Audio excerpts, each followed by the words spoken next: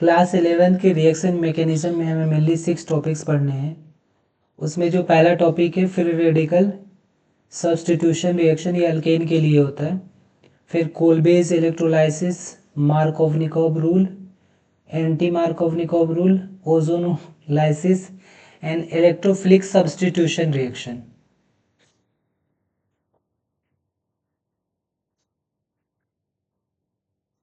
अब चुप हो जाना 1 मिनट। सेकेंड स्टेप में का नाम क्या है? सेकेंड स्टेप का नाम है प्रोपागेशन। जैसे आपने फ्री रेडिकल जनरेट कर लिया होमोलिसिस करके, फिर प्रोपागेशन होगा। प्रोपागेशन में क्या होगा? जो फ्री रेडिकल है ये एक रीएजेंट होता है, अटैकिंग रीएजेंट है। ये अल्केन पे अटैक करेगा, दैट मीन्स मीथेन पे अटैक करके फ्री रेडिकल ही बनाएगा। जब भी फ्री रेडिकल रिएक्शन करता है तो वहाँ पर कार्बोकैटायन या कार्बोएनायन जनरेट नहीं होते हैं, वहाँ फ्री रेडिकल ही जनरेट होते हैं। दैट मीन्स अब CH4 है, उस पर Cl का फ्री रेडिकल अगर इस पे अटैक करता है तो यहाँ पर क्या होगा?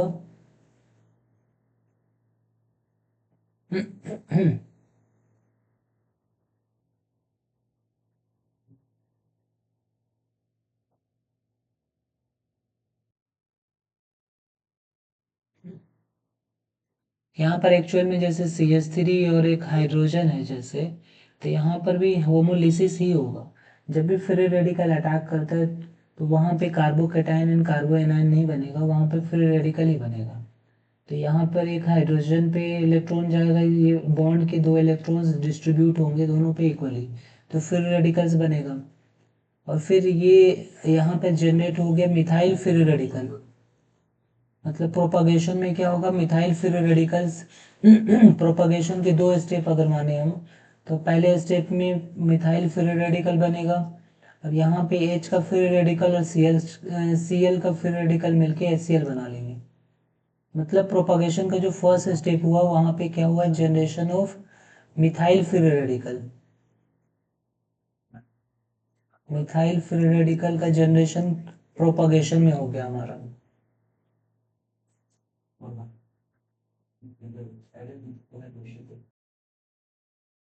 मिस अगर हम इसको प्रोपागेशन का फर्स्ट स्टेप कंसीडर करें तो इसके सेकेंड स्टेप में क्या होगा? जो मिथाइल फ्री रेडिकल है वो दोबारा क्लोरीन मॉलिक्यूल पे अटैक करेगा।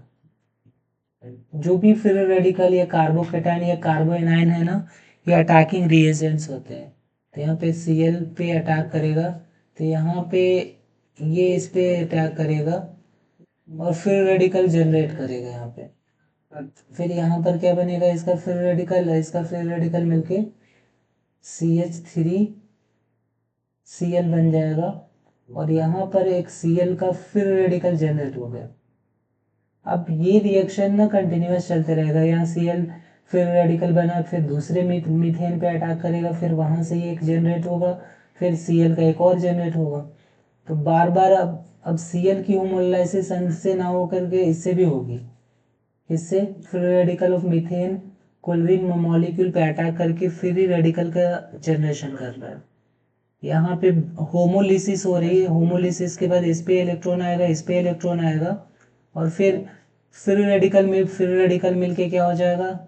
एक मॉलिक्यूल बना लेता है। जैसे फ्री रेडिकल मान लो CH3 है और Cl का फ्री रेडिकल है, दोनों एक एक इलेक्ट्रॉन है, तो दोनों बॉन्ड बना लेंगे और ये फ्री रेडिकल खत्म हो जाएगा।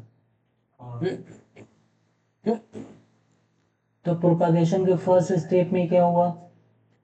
Cl फ्री रेडिकल मीथेन पे अटैक करके मिथाइल फ्री रेडिकल का जनरेशन हुआ। और सेकेंड स्टेप में क्या हुआ कि methyl free radical chlorine molecule पे अटैक करके क्लोरीन का फ्री रेडिकल जनरेट कर दिया और यहाँ पे क्लोरोमीथेन बन गया।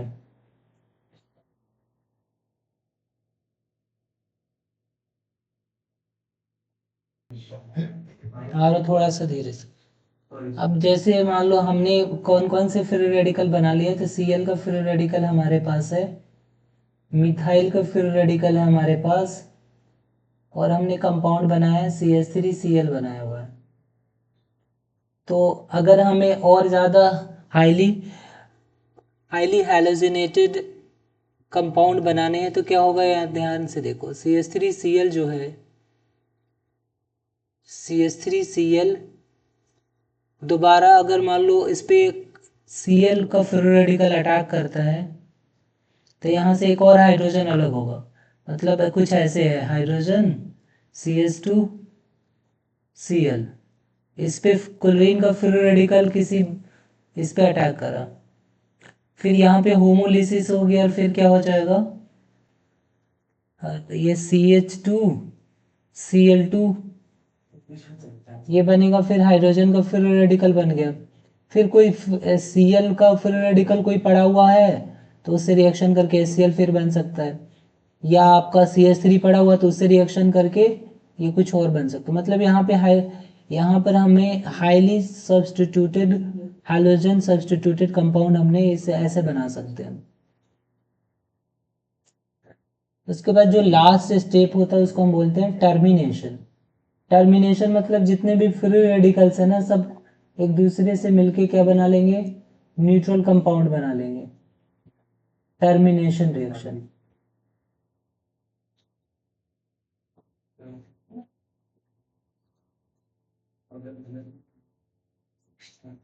टर्मिनेशन रिएक्शन में क्या होगा, एक देखो आप लोग, टर्मिनेशन रिएक्शन में जैसे कौन कौन से आयंस हमारे पास है, जैसे Cl आयन अगर है, फ्री रेडिकल मिलके क्या बना सकता है, क्लोरीन का आयन Cl2 बन सकता है, और क्या हो सकता है CH3 का फ्री रेडिकल है तो यहाँ से C2H6 भी बन सकता है। किसी को जेई या नीट के क्वेश्चंस में आया था कि क्या फ्री रेडिकल सब्स्टिट्यूशन रिएक्शन से क्या इथेन बन सकता है, तो इथेन भी बन गया। मीथेन का आपने फ्री रेडिकल कराया तो इथेन बनना भी पॉसिबल है। ये जो सारे फ्री रेडिकल्स दोबारा न्यूट्रल कंपाउंड बन रहे हैं इसको हम बोल रहे हैं टर्मिनेशन स्टेप्स। तो 3 स्टेप हमने देखा, पहला इनिशिएशन, दूसरा प्रोपागेशन, तीसरा टर्मिनेशन। टर्मिनेशन से सारे फ्री रेडिकल खत्म होंगे। उसके बाद ये भी हमारा CH3Cl का फ्री रेडिकल, एक मिनट,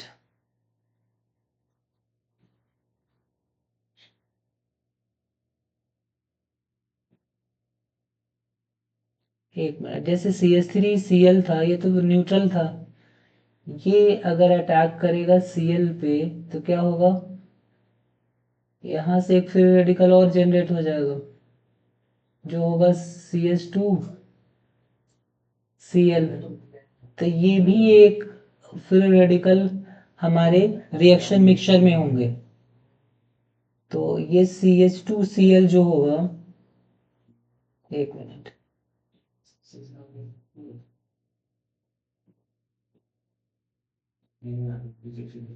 CH2Cl जो होगा वो CH2Cl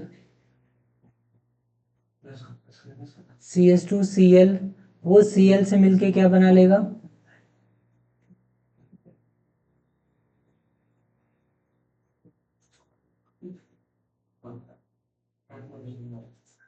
एक मिनट,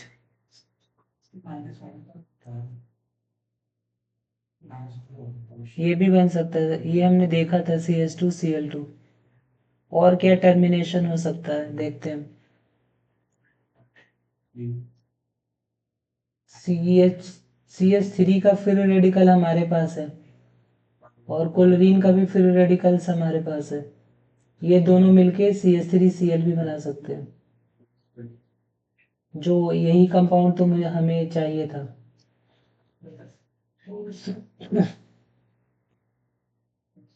तो ये टर्मिनेशन स्टेप्स हो गया। इनिशिएशन में हमने क्या करा, क्लोरीन का हमने फ्री रेडिकल होमोलिसिस करा तो यहाँ पे Cl के दो क्या बन गए, फ्री रेडिकल बन गए। फिर ये क्लोरीन जो था प्रोपागेशन में, ये क्लोरीन ने अटैक किया था हमारा CH4 आयन पे और यहाँ पे मिथाइल का फ्री रेडिकल बना था, मिथाइल का फ्री रेडिकल बना था। फिर ये मिथाइल का फ्री रेडिकल अगले स्टेप में Cl2 पे अटैक करा था, फिर यहाँ इसने जनरेट करा था Cl का फ्री रेडिकल दोबारा जनरेट करा था, ये कंपाउंड भी बना था। फिर जो भी पॉसिबल फ्री रेडिकल बचे सबका क्या हो गया, टर्मिनेशन हो गया। तो ये हमारा था फ्री रेडिकल सब्स्टिट्यूशन रिएक्शन का मैकेनिज्म। इसमें बस हमें ये ध्यान रखने हैं कि यहाँ पे होमोलिसिस ही हो रहा है बॉन्ड का। कौन कौन से बॉन्ड का होमोलिसिस हो रहा है, जनरली CH बॉन्ड का होमोलिसिस हो रहा है और Cl का होमोलिसिस हो रहा है। यहाँ पे बॉन्ड ब्रेक हो रहे हैं और फिर रेडिकल बन रहा है हर एक स्टेप में। Cl का सनलाइट के प्रेजेंस में इनिशिएशन हुआ, उसके बाद CH3 का फ्री रेडिकल कैसे बना, जब CH4 पे क्लोरीन का फ्री रेडिकल अटैक करा। फिर क्लोरीन का जनरेट हो गया मिथाइल फ्री रेडिकल, दोबारा क्लोरीन मॉलिक्यूल पे अटैक करेगा तो यहाँ पे क्लोरीन का फ्री रेडिकल दोबारा जनरेट होगा।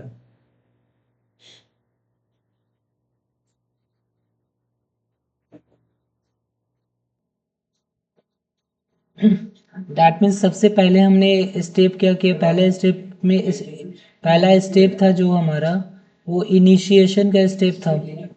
इनिशिएशन में क्या हुआ था कि Cl की होमोलिसिस हुई सनलाइट की प्रेजेंस में और फिर दो Cl का फ्री रेडिकल बना यहाँ पे। फिर प्रोपागेशन में क्या हुआ,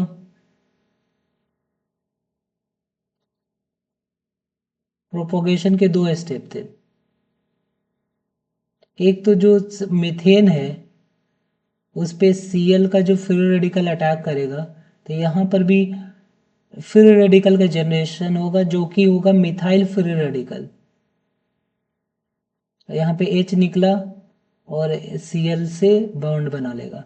एक्चुअल में यहाँ पे ये हुआ है जैसे HCH3 है, एक मिनट, HCH3 है, यहाँ पे क्लोरीन का फ्री रेडिकल ने अटैक करा इस पे तो यहाँ पे होमोलिसिस हुई।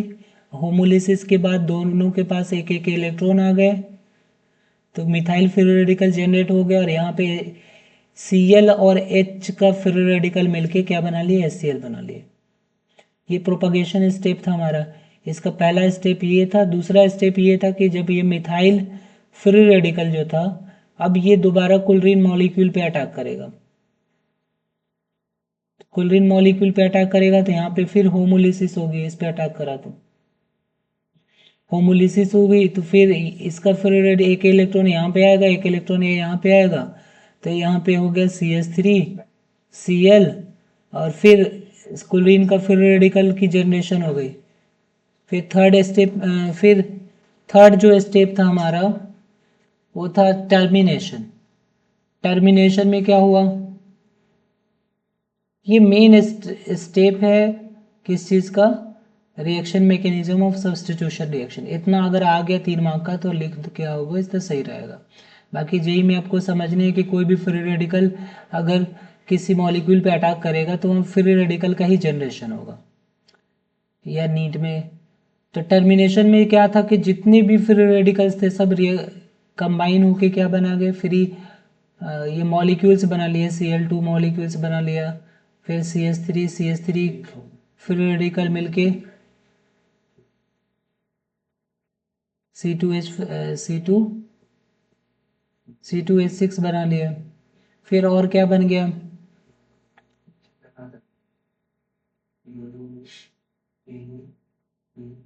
अब ये जो CH3 का फ्री रेडिकल है क्लोरीन से भी रिएक्शन कर सकता है, क्लोरीन फ्री रेडिकल से, तो यहाँ पे CH3 Cl भी बन सकता है। तो ये टर्मिनेशन स्टेप था। तो ओवरऑल हमने देखा कि फ्री रेडिकल सब्स्टिट्यूशन में 3 स्टेप होते हैं, इनिशिएशन, प्रोपागेशन, टर्मिनेशन।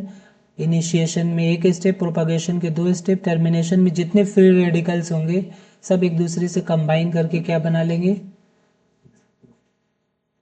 मॉलिक्यूल्स बना लेंगे, न्यूट्रल मॉलिक्यूल्स। दैट मीन्स हमने फ्री रेडिकल सब्स्टिट्यूशन जो कराया हमने, फ्री रेडिकल सब्स्टिट्यूशन एक इससे पहले जो कराया है ये एक चेन रिएक्शन हो सकता है। जैसे CH4 में हमने Cl2 डाला और सनलाइट का प्रेजेंस है तो यहाँ पे क्या बना था हमारा product CH3 main CH3Cl plus HCl।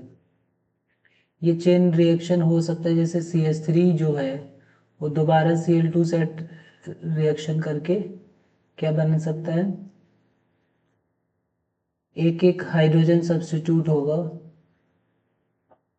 और HCl बनता जाएगा।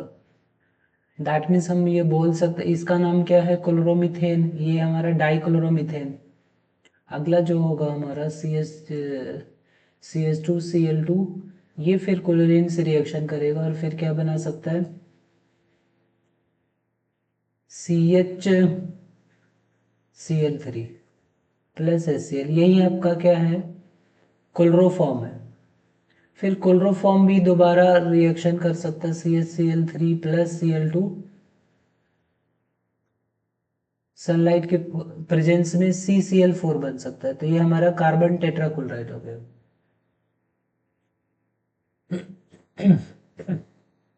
ये रिएक्शन जो होगा ये भी पॉसिबिलिटी है, जब एक्सेस में प्रेजेंट होगा, अगर एक ही मॉलिक्यूल प्रेजेंट है इसका, एक ही मॉलिक्यूल प्रेजेंट है इसका, तब तो यही प्रोडक्ट बनेगा। अगर बहुत सारे मॉलिक्यूल प्रेजेंट है तो अलग अलग पॉसिबिलिटी बन के ये सब सारी पॉसिबिलिटी बनती है।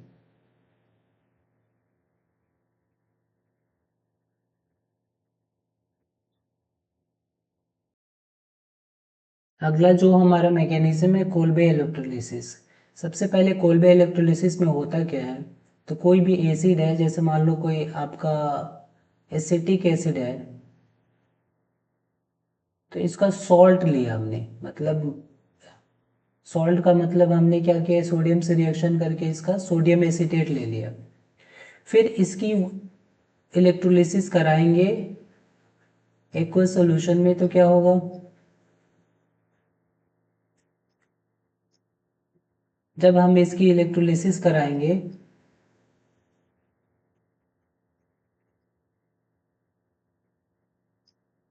तो क्या क्या प्रोडक्ट बनेगा।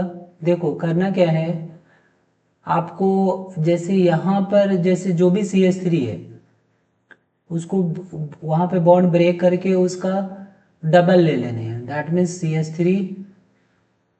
CH3 एक तो इथेन बनेंगे। फिर यहाँ से CO2 निकलेगा, एक तो CO2 निकलेगा, और एक्चुअल में ये 2 मोल रिएक्शन करेगा तो क्या होगा, 2 CO2 निकलेगा, 2 ये भी निकलेगा, 2 CO2 निकलेगा, प्लस हाइड्रोजन गैस निकलेगा, प्लस 2 NaOH निकलेगा। तो कोलबेज इलेक्ट्रोलिसिस में हम सोडियम सॉल्ट ऑफ एसिड को इलेक्ट्रोलाइसिस करते हैं तो अल्केन बनता है, कार्बन डाइऑक्साइड बनता है, हाइड्रोजन गैस बनता है, NaOH मतलब बेस बनता है, अल्कली बनता है।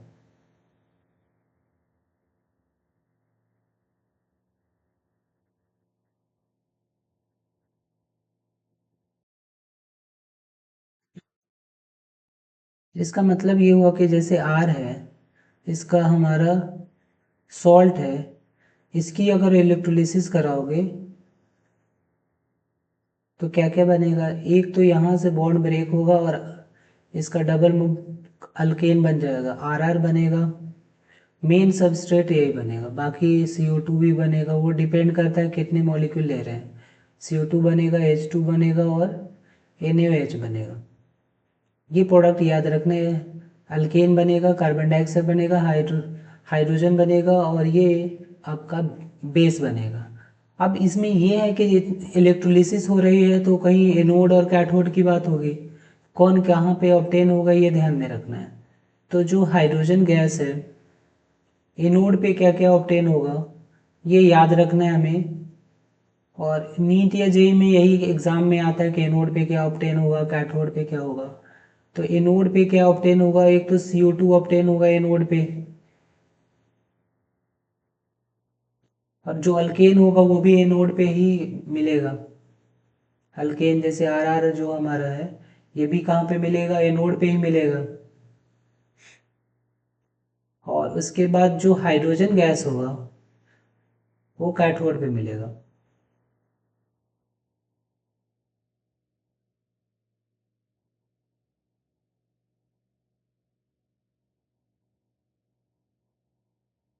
हाइड्रोजन गैस कहाँ पे मिलेगा? कैथोड में। NaOH आई होप सॉल्यूशन में ही रहेगा। कभी कभी पूछता है कि इसका सॉल्यूशन का नेचर क्या होगा, तो बेसिक होगा क्योंकि अल्कली है ना, तो सॉल्यूशन का नेचर क्या होगा? बेसिक। ये सब चीज़ें पूछा जा सकता है एग्जाम में कि उस सॉल्यूशन का नेचर क्या होगा, तो बेसिक होगा due to presence of alkali. Alkane कहाँ पे ऑब्टेन होगा? तो एनोड पे। कार्बन डाइऑक्साइड कहाँ पे होगा? एनोड पे। और H2 कहाँ पे ऑब्टेन होगा? तो ये होगा कैथोड पे। हाइड्रोजन गैस कहाँ पे ऑब्टेन होगा? कैथोड पे। ये सब चीज़ें पूछा जा सकता है। अब हम इसका देखते हैं मैकेनिज्म कैसे होगा।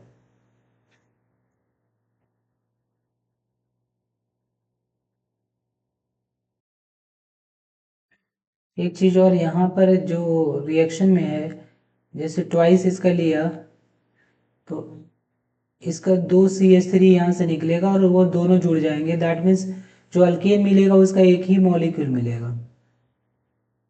इसको करेक्ट कर लेना आप लोग, एक ही मॉलिक्यूल मिलेगा क्योंकि यहाँ पे CH3 जुड़े रहा है, तो दोनों CH3 यहीं से आ रहा है।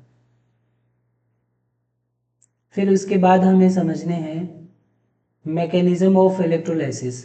सबसे पहला जो स्टेप होगा हमारा इसका, फर्स्ट स्टेप जो होगा हमारा, वो सॉल्यूशन में एसिड हम डालेंगे, डालते ही क्या हो जाएगा? वो डिसोसिएट हो जाएगा आयंस में। दैट मीन्स अगर हमने डाला CH3 COO Na, तो ये तो आपका क्या है? पोल आयंस है, ऑक्सीजन पे नेगेटिव, इस पे पॉजिटिव। और इसको हमने पानी में डाला, सॉल्यूशन में डालते ही क्या होगा? आयोनाइज हो जाएगा। आयोनाइज हो जाएगा इसका मतलब क्या होगा? इस पे माइनस और Na पे प्लस हो जाएगा, सेपरेट हो जाएगा आयंस में, दोनों एक्वस बन जाएंगे। फिर कुछ रिएक्शंस होगा एनोड पे और कुछ रिएक्शन होगा कैथोड पे, उसको हमें समझने हैं। तो एनोड पे क्या रिएक्शन होगा? देखो, रिएक्शन ऑन एनोड क्या होगा? ये देखो, तो ये हमारा जैसे है CH3 और ये ऑक्सीजन ऐसे बॉन्डेड है। ऑक्सीजन पे नेगेटिव का मतलब इसके पास, ध्यान से देखो, ये Na जो है ना, इलेक्ट्रॉन दे के गया है। ऑलरेडी सिंगल बॉन्ड वाले इलेक्ट्रॉन पे तीन कितने लोन पेयर हैं? 3 लोन पेयर होते हैं। और डबल वाले बॉन्ड पे 2 लोन पेयर, इस पे 3 लोन पेयर। तो यहाँ पे टोटल 7 इलेक्ट्रॉन होंगे।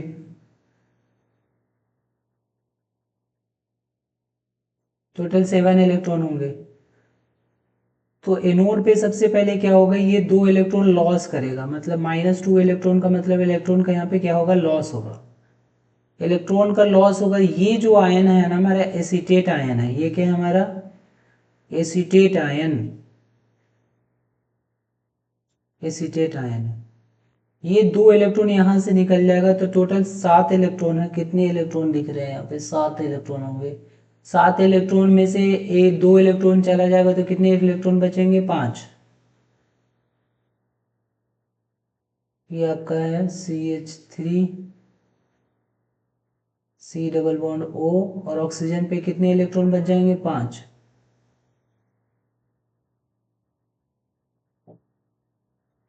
अब ये ऑड इलेक्ट्रॉन जो दिख रहे हैं ना, ये फ्री रेडिकल कहलाएगा। ये कहलाएगा acetate free radical. Acetate free radical. Free radical जो होते हैं, कार्बोकेटायन होते हैं, ये सबसे ज़्यादा अनस्टेबल चीज़ें होती हैं। फ्री रेडिकल, कार्बोकेटायन, कार्बोएनायन की स्टेबिलिटी जो होती है ना, बहुत ही, अगर अल्कीन पूछा जाए, अल्कीन अल्केन, जैसे स्टेबिलिटी का पूछा जाए, तो जैसे अल्केन है, अल्कीन है, उसके बाद अल्काइन है,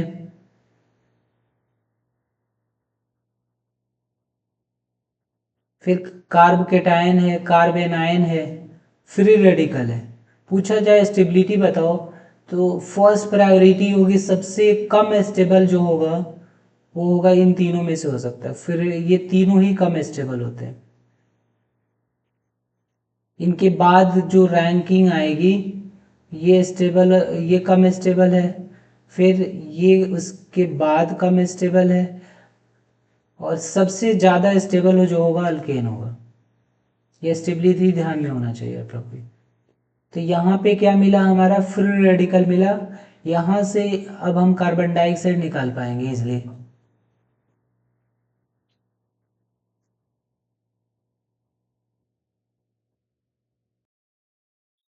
तो हमारा क्या बन चुका है, एसीटेट फ्री रेडिकल बन चुका है, जो कि क्या है 2 CH3 C double bond O और ऑक्सीजन पे 5 इलेक्ट्रॉन। यहाँ से कार्बन डाइऑक्साइड निकलेगा। यहाँ पे जब एक फ्री रेडिकल बन गया ना, तो उसकी फ्री रेडिकल ही जनरेट करेगा। तो यहाँ से होमोलिसिस होगी और फिर क्या बनेगा, 2 मिथाइल क्या बन जाएंगे, फ्री रेडिकल बन जाएंगे, और 2 CO2 रिलीज होगा, गैस होगा। तो ये आपका एनोड पे रिलीज हो जाएगा। कार्बन डाइऑक्साइड कहाँ पे रिलीज होगा, एनोड पे। ये सब जितने, ये भी प्रोसेस कहाँ पे हो रहा है, एनोड पे हो रहा है। तो कार्बन डाइऑक्साइड कहाँ पे रिलीज होगा, इज रिलीज्ड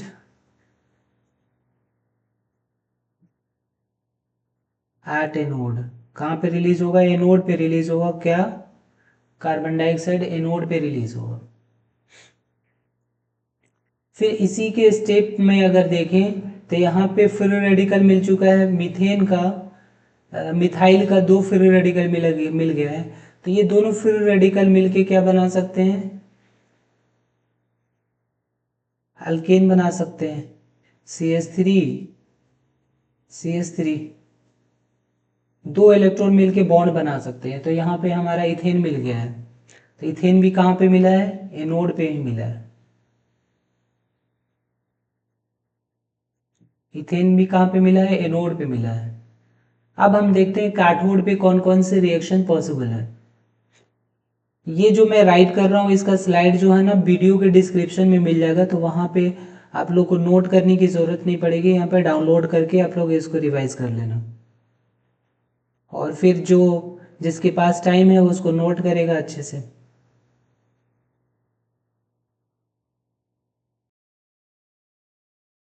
अब कैथोड पे कौन सा रिएक्शन होगा, एनोड पे हमने देखा था कि 2 इलेक्ट्रॉन रिलीज हो रहे थे। दैट मीन्स एनोड पे इलेक्ट्रॉन रिलीज होता है तो ऑक्सीडेशन होता है। आपको पता है रेड कैट मतलब रिडक्शन एट कैथोड। रिडक्शन का जो प्रोसेस होता है वो कहाँ पे होता है, रिडक्शन एट कैथोड। और फिर एनोड पे क्या होता है, ऑक्सीडेशन। एनोड पे क्या होता है, ऑक्सीडेशन। इसका मतलब हो गया कि एनोड, हमने जो ये रिएक्शन कराया था एनोड पे, तो ऑक्सीडेशन का प्रोसेस था, इलेक्ट्रॉन क्या हो रहा था, रिलीज हो रहा था। रिडक्शन में इलेक्ट्रॉन का गेन होगा, और फिर जैसे वाटर का रिडक्शन होगा यहाँ पे, H2O जो इलेक्ट्रोलिसिस में होता है, 2 इलेक्ट्रॉन वहाँ से रिलीज हुआ था, 2 इलेक्ट्रॉन यहाँ पे गेन होगा। तो यहाँ पे क्या बनेगा, एक हाइड्रोजन गैस रिलीज होगा और 2 OH- आयन बनेंगे यहाँ पे। एक्चुअल में जो NCERT में दे रखा कुछ ऐसे दे रखा था, जैसे H2O है वो 1 इलेक्ट्रॉन को गेन करेगा। ये भी याद रखना, लेकिन इसका जो दे रखा कोई सेंस नहीं है, क्योंकि फ्री रेडिकल कैसे जनरेट हो जाएगा। यहाँ पे H का फ्री रेडिकल जनरेट होगा यहाँ पे, और फिर आप ऐसे समझ सकते हो कि हाइड्रोजन जो है यहाँ से होमोलिसिस हुआ है H का, और यहाँ पे H का फ्री रेडिकल बना है और OH- आयन बना है। फिर 2 वाटर मॉलिक्यूल, क्योंकि 2 इलेक्ट्रॉन एनोड पे आया है, तो 2 इलेक्ट्रॉन, एक और इलेक्ट्रॉन बचा, दूसरे वाटर को क्या करेगा, रिड्यूस करेगा। तो 2 फ्री रेडिकल मिलेंगे, 2 फ्री रेडिकल मिलके क्या बना लेंगे, H2 गैस बना लेंगे। H फ्री रेडिकल और फिर H फ्री रेडिकल, ये फ्री रेडिकल कट के H का मॉलिक्यूल बना लेंगे। H फ्री रेडिकल क्या कराएंगे, एक एक इलेक्ट्रॉन से बॉन्ड बना लेंगे और ये फ्री रेडिकल खत्म हो जाएगा, H2 गैस बन जाएगा। तो जो हाइड्रोजन गैस ऑब्टेन हो रहा है वो कहाँ पे ऑब्टेन हो रहा है? कैथोड पे। जो अल्केन ऑब्टेन हो रहा है वो एनोड पे। जो कार्बन डाइऑक्साइड रिलीज हो रहा है वो एनोड पे। अब एक नोट में एनसीईआरटी में भी गिवन है कि मीथेन से हम नहीं बना सकते हैं कोलबे इलेक्ट्रोलिसिस से। Methane can not be prepared CH4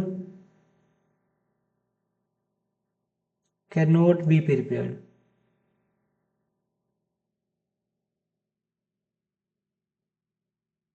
bye Kolbe's electrolysis. क्यों? ऐसा क्यों? क्योंकि हमने देखा था कम से कम जैसे CH3 भी लोगे CH3COONA, तो CH3 जुड़ेंगे तो इथेन बन जाएंगे और इससे बड़े मॉलिक्यूल बना सकते हैं।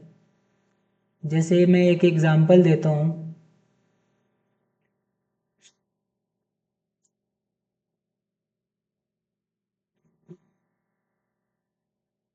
और कौन से मॉलिक्यूल हम बना सकते हैं?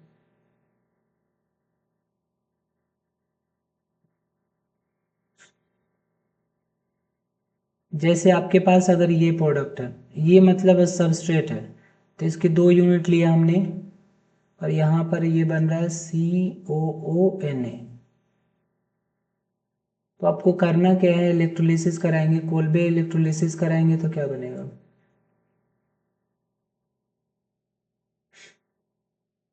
आपको करना ये है कि जहाँ पे CONA जुड़ा है वहाँ पे आप क्या करोगे? होमोलिसिस कराओगे और इन दोनों को 2 यूनिट को जोड़ दोगे, ऐसे ऐसे। फिर दूसरा यूनिट भी ऐसे ही जोड़ेगा।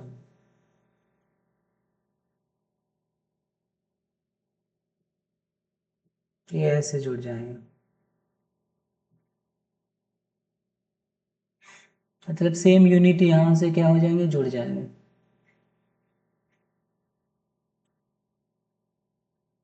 अगर कोई बड़ा मॉलिक्यूल लेते हैं जैसे CH3 CH2 COONA, तो क्या बनेगा? सीधा आपको कोलबेज इलेक्ट्रोलिसिस कराओगे तो क्या बनेगा?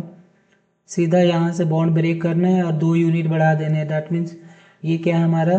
C2H5 तो ब्यूटेन बन जाएगा।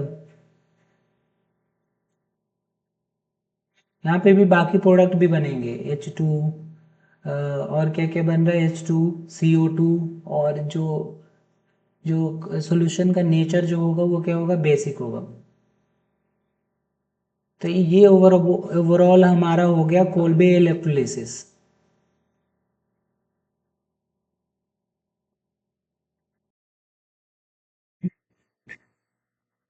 जो हमने फ्री रेडिकल सब्स्टिट्यूशन करा था उसमें कुछ चीज़ें याद करना है आप लोग को। तो एक तो आप लोग याद कर लो कि जैसे सबसे पहले जो होगा अल्काइल ग्रुप का जो स्टेबिलिटी या रिएक्शन किस रेट में होगा, तो 3 डिग्री सबसे फास्ट रेट करेगा, सबसे फास्ट रिएक्शन करेगा। फिर 2 डिग्री, फिर 1 डिग्री सबसे फास्ट, मतलब सबसे फास्ट 3 डिग्री या सबसे स्लो रिएक्शन करेगा 1 डिग्री। उसके बाद हैलोजन में कंपेयर किया जाए तो इसकी रिएक्टिविटी क्या होगी? तो ये सबसे ज़्यादा फास्ट जो रिएक्शन करेगा वो कौन करेगा?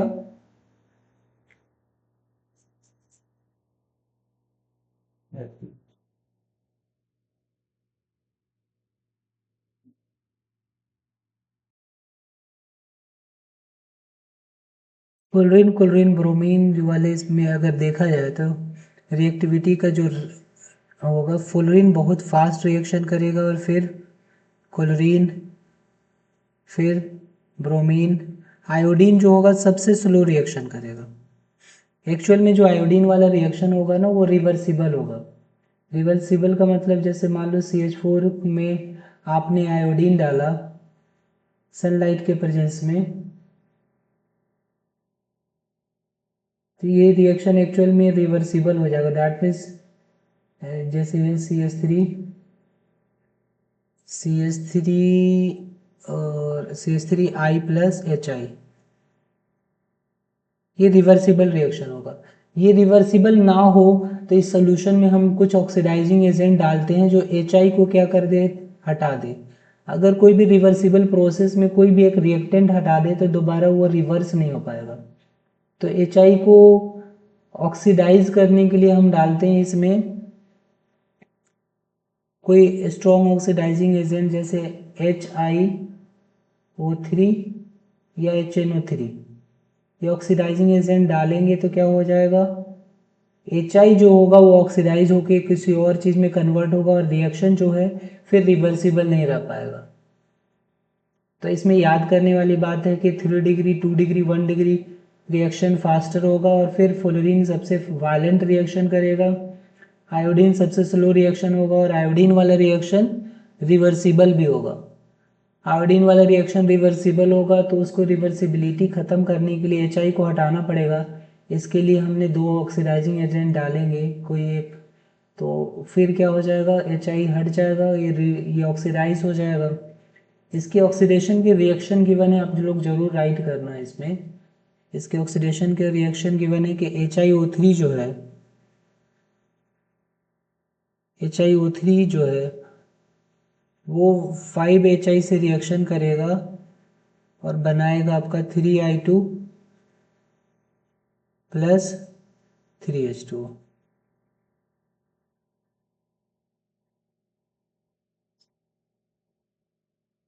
मतलब ये दोबारा I2 को जनरेट कर देगा।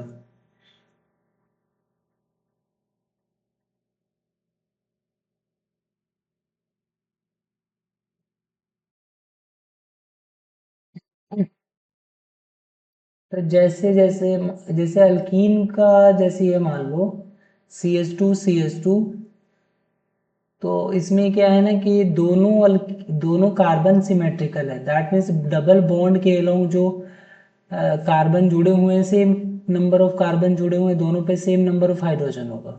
तो ऐसे बोलते हैं हम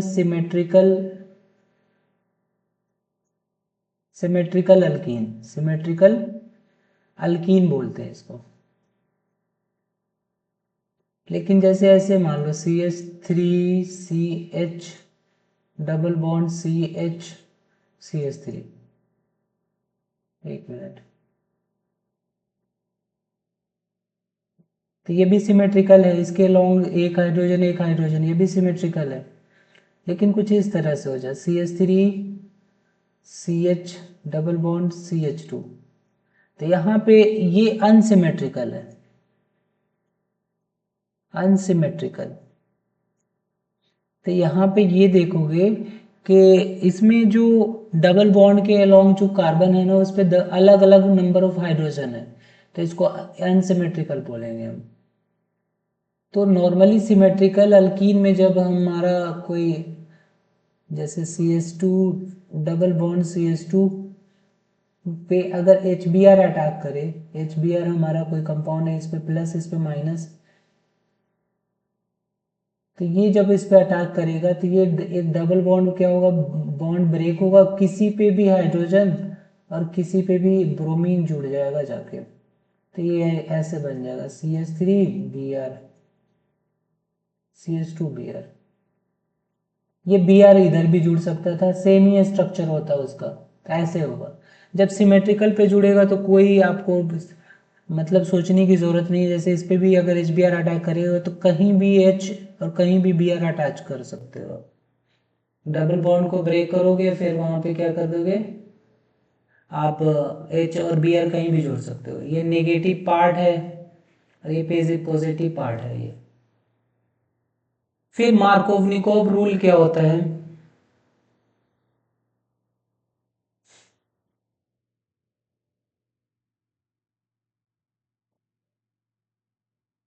मार्कोवनिकोव रूल ये होता है कि जब अनसिमेट्रिकल हाइड्रोकार्बन पे HBr अटैक करेगा, जैसे CH3 CH double bond CH2, जब HBr अटैक करेगा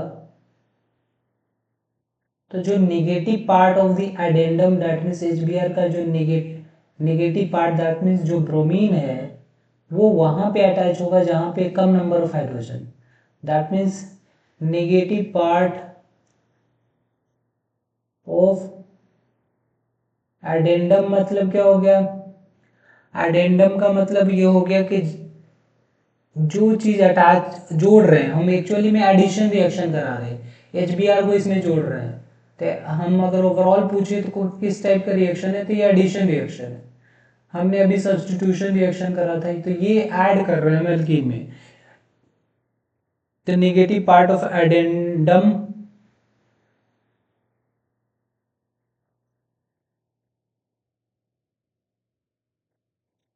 attached to that carbon, attach,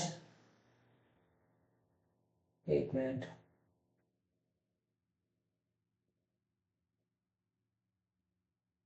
attached to that carbon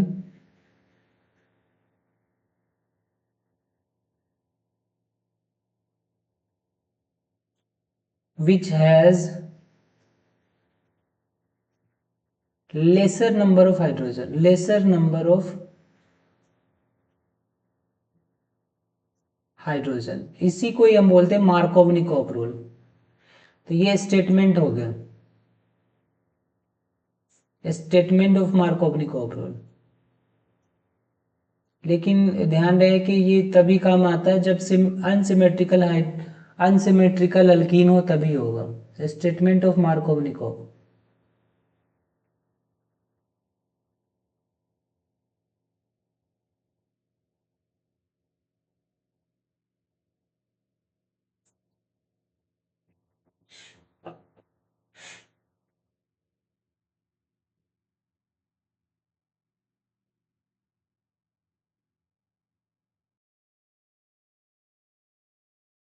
तो इसका मैकेनिज्म क्या है, तो फर्स्ट स्टेप में ये होगा कि HBr जो होगा ये एक इलेक्ट्रोफाइल जनरेट करेगा।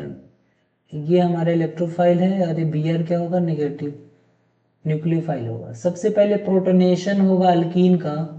तो ध्यान से देखो, सी जैसे हमारा अल्कीन है ये CH3 CH double bond CH2, इसकी प्रोटोनेशन होगी तो क्या होगी, ये दो जगह अटैक कर सकता है, या तो इस पे अटैक कर सकता है या तो इस पे अटैक कर सकता है। तो यहाँ से दो प्रोडक्ट बन सकते हैं इसके। एक बन सकता है CH3, अगर इस पे अटैक करेगा तो क्या होगा, ये इलेक्ट्रॉन्स इधर जाएंगे। क्यों इधर जाएंगे, क्योंकि ये पॉजिटिव को इलेक्ट्रॉन चाहिए, तो इस पे प्लस चार्ज जनरेट होगा। अगर इस पे अटैक करेगा तो इलेक्ट्रॉन बॉन्ड, जो डबल बॉन्ड ब्रेक होगा और उसके इलेक्ट्रॉन इस पे जाएंगे और इस पे पॉजिटिव चार्ज होगा। तो यहाँ से दो केटाइंस का जनरेशन होगा। एक तो ये CH पे पॉजिटिव और यहाँ पे CH3 जुड़ जाएगा। दूसरा सिचुएशन ये हो सकता है CH3 और यहाँ पे हाइड्रोजन अटैक करके बॉन्ड बना ले और यहाँ पे CH2 पे पॉजिटिव चार्ज आ जाए, तो दो कार्बोकेटाइन बनेंगे। लेकिन दोनों में फर्क है, ये 1 डिग्री कार्बोकेटाइन है और ये 2 डिग्री कार्बोकेटाइन है। अब जो स्टेबल होगा ना उसका मेजर प्रोडक्ट बनता है। तो ऑब्वियस सी बात है, कार्बोकेटाइन की स्टेबिलिटी क्या होती है, 1 डिग्री सबसे कम स्टेबल होता है, 2 डिग्री उसके बाद, 3 डिग्री सबसे ज़्यादा स्टेबल होता है कार्बोकेटाइन में, कार्बोकेटाइन की स्टेबिलिटी में। इसका मतलब इसका मेजर प्रोडक्ट बनेगा, इसका माइनर प्रोडक्ट बनेगा।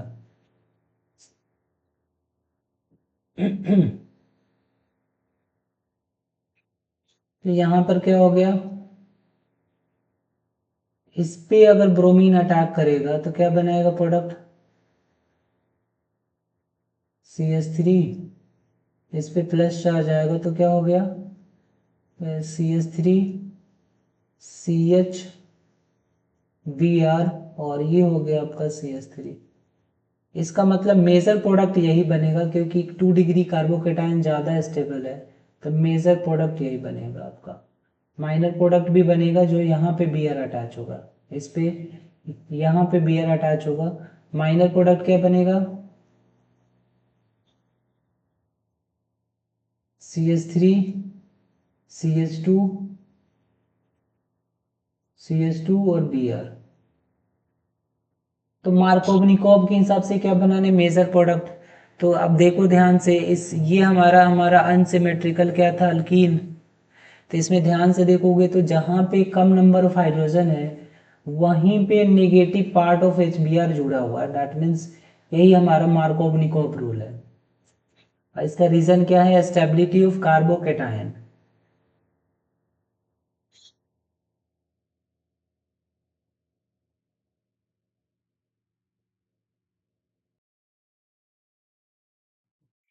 एंटी मार्कोवनिकोव रूल क्या है? तो जनरली ये मार्कोवनिकोव का अपोजिट है एक्चुअल में। तो जैसे कोई अनसिमेट्रिकल अल्कीन लिया हमने, तो जो एनसीईआरटी के जो एग्जाम्पल में जो पेरोक्साइड लिया है वही हम लेंगे। तो जैसे हमारा, एक मिनट,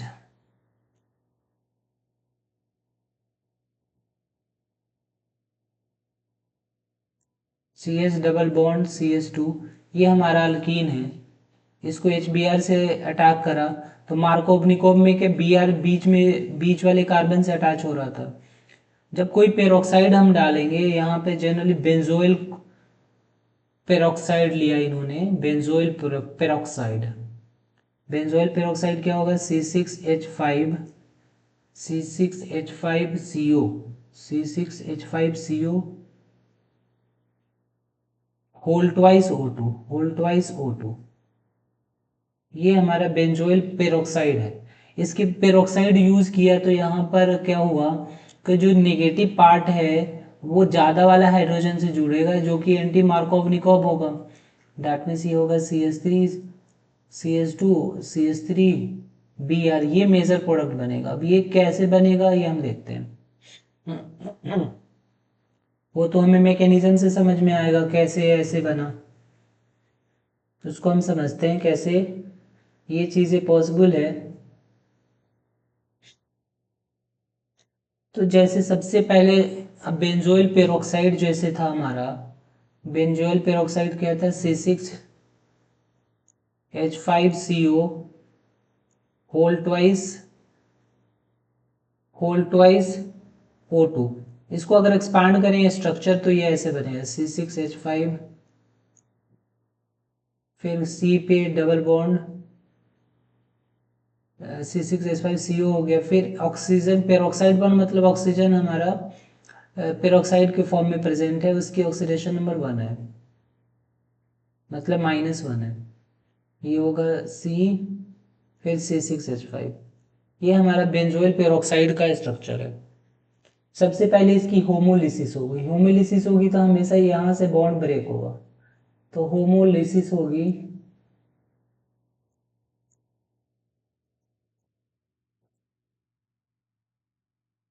पेरोक्साइड बॉन्ड वीकर होता है तो होमोलिसिस उसकी होगी, या थोड़ा सा हम क्या करेंगे,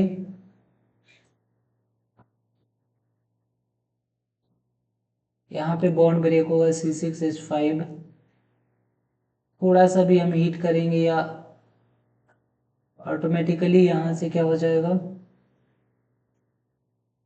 फ्री रेडिकल जनरेट होगा। जब भी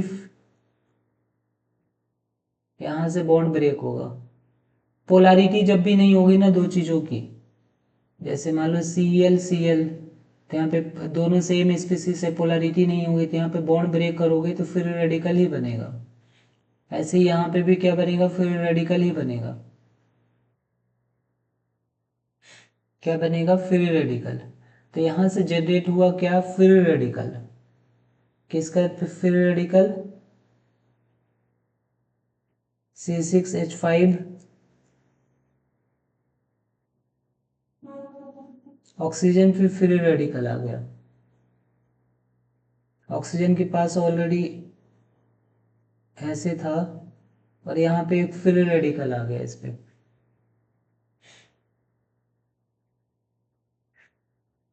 दो बॉन्ड जब ऑक्सीजन बनाता है तो उसके पास दो लोन पेयर होता है, तो ये बॉन्ड के दो इलेक्ट्रॉन में एक इलेक्ट्रॉन यहाँ पे आएगा, इसलिए यहाँ पे 5 इलेक्ट्रॉन दिख रहा है। ऑक्सीजन जब डबल बॉन्ड बनाता है, दो बॉन्ड बनाता है, तो दो लोन पेयर होता है। अगर इस बॉन्ड का एक इलेक्ट्रॉन इस पे आ जाएगा तो 5 इलेक्ट्रॉन होगा। तो ये हमारा जनरेट क्या हो गया? Free radical. पहला स्टेप हमारा क्या हो गया? वैसे भी एंटी मार्कोवनिकोव का जो मैकेनिज्म है फ्री रेडिकल है। कौन सा है? Free radical. Free radical reaction होता है इसमें। फ्री पूरा नाम है free radical chain reaction.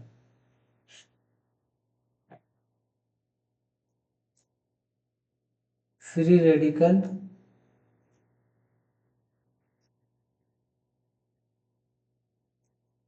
Chain reaction, free radical chain reaction. तो हमने जनरेट कर दी एक फ्री रेडिकल। अब फ्री रेडिकल से यहाँ पे दोबारा होमोलिसिस होगी, यहाँ पे बॉन्ड बना हुआ है, तो यहाँ से फिनाइल फ्री रेडिकल बनेगा।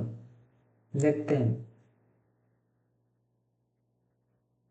और वैसे भी यहाँ ध्यान से देखो, यहाँ पे दो मॉलिक्यूल, यहाँ पे तो यहाँ पे दो मॉलिक्यूल जनरेट हुआ क्योंकि यहाँ से भी सेम है दोनों, तो दो मॉलिक्यूल ऑफ फ्री रेडिकल यहाँ पे जनरेट हो गया। फर्स्ट स्टेप आपका यही हो गया।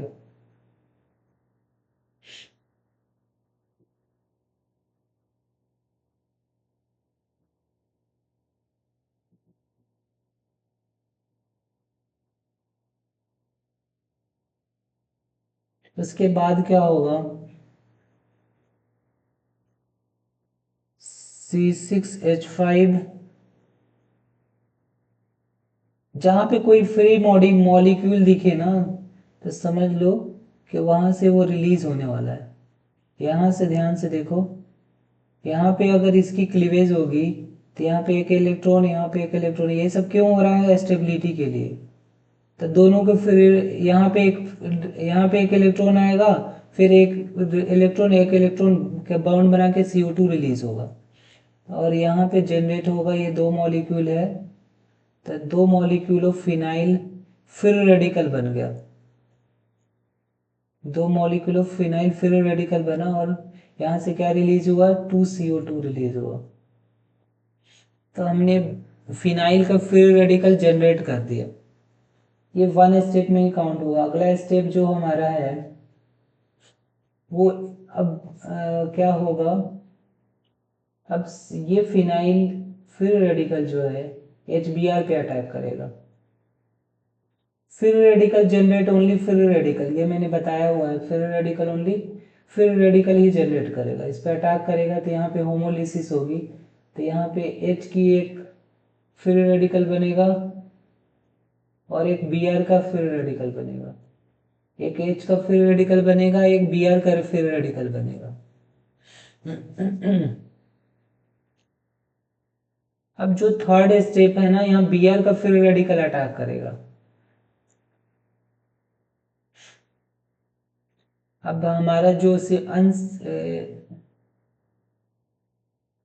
हमारा जो है CH3 जो अल्कीन है, CH3 CH double bond CH2, इस पे Br फिर रेडिकल अटैक करेगा, तो ये इस पे भी जुड़ सकता है और ये इस पे भी जुड़ सकता है, दोनों पे डबल बॉन्ड है। अगर मान लो वो CH2 पे जुड़ेगा तो ये इलेक्ट्रॉन लेके आ रहा है ना, तो यहाँ पर क्या होगा, फिर रेडिकल ही जनरेट करेगा। फिर रेडिकल ही जनरेट करता है, कभी भी फिर रेडिकल कार्बोकेटाइन या कार्बोएनाइन जनरेट नहीं करेगा। तो यहाँ पे होमोलिसिस होगी, एक इलेक्ट्रॉन इस पे आएगा, एक इलेक्ट्रॉन इस पे आएगा। अगर इस पे जुड़ना होगा तो यहाँ पे Br जुड़ जाएगा, यहाँ पे फिर रेडिकल बचेगा। तो यहाँ पे दो सिचुएशन हो सकते हैं। पहला सिचुएशन ये हो सकता है कि CH3 CH और इस पे Br जुड़ जाए, फिर फ्री रेडिकल किसका बनेगा, CH2 का फ्री रेडिकल बनेगा, इस यहाँ पे फ्री रेडिकल बनेगा। दूसरा सिचुएशन ये हो सकता है CH3 CH इस पे फ्री रेडिकल बन जाए और फिर हमारा इस पे Br जुड़ जाए। लेकिन फर्क क्या है, ये 1 डिग्री फ्री रेडिकल है और ये 2 डिग्री फ्री रेडिकल है। अब हमने फ्री रेडिकल की स्टेबिलिटी क्या होती है, जस्ट लाइक कार्बोकेटाइन की तरह होती है। फ्री रेडिकल की स्टेबिलिटी कार्बोकेटाइन के स्टेबिलिटी ऑफ फ्री रेडिकल्स क्या होते हैं, स्टेबिलिटी ऑफ फ्री रेडिकल,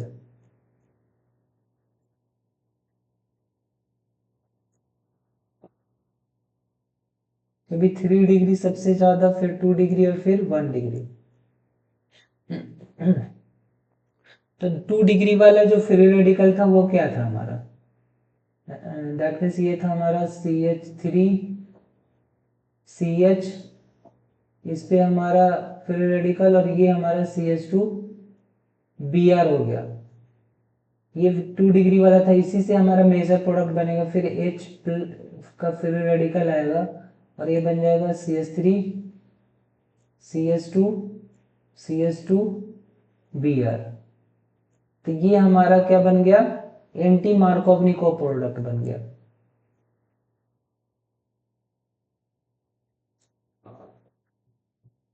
ये मेजर प्रोडक्ट होगा। माइनर प्रोडक्ट अगर पूछे तो यहाँ पे बीच में Br जुड़ेगा ना, यहाँ पे Br जुड़ेगा। तो ये हमारा एंटी मार्कोवनिकोव का क्या है, मैकेनिज्म है।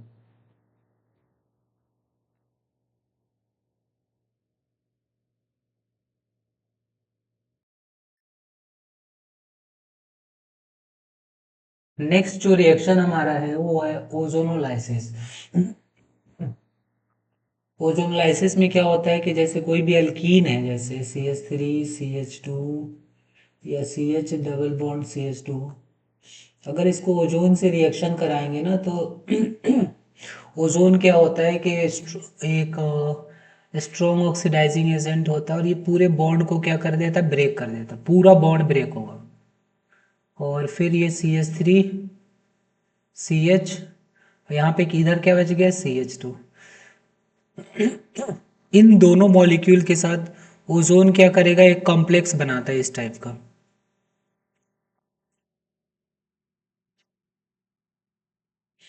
इसको हम बोलते हैं ओजोनाइड कॉम्प्लेक्स।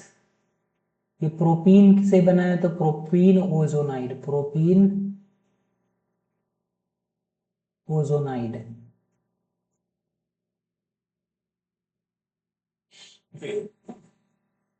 फिर इसको ब्रेक करना हो तो ZnH2O जब हम डालते हैं इसमें तो ये बॉन्ड ब्रेक होता है। ये बॉन्ड कैसे ब्रेक होता है, एक ट्रिक है। आप ना इस ऑक्सीजन को निकाल दो, कोई काम का नहीं है। फिर ये जो बनेगा एक कंपाउंड बनेगा, ये जो बनेगा दूसरा कंपाउंड बनेगा जो हमें चाहिए। तो एक CH3CCHO बन गया, दूसरा बन गया CH2O बन गया।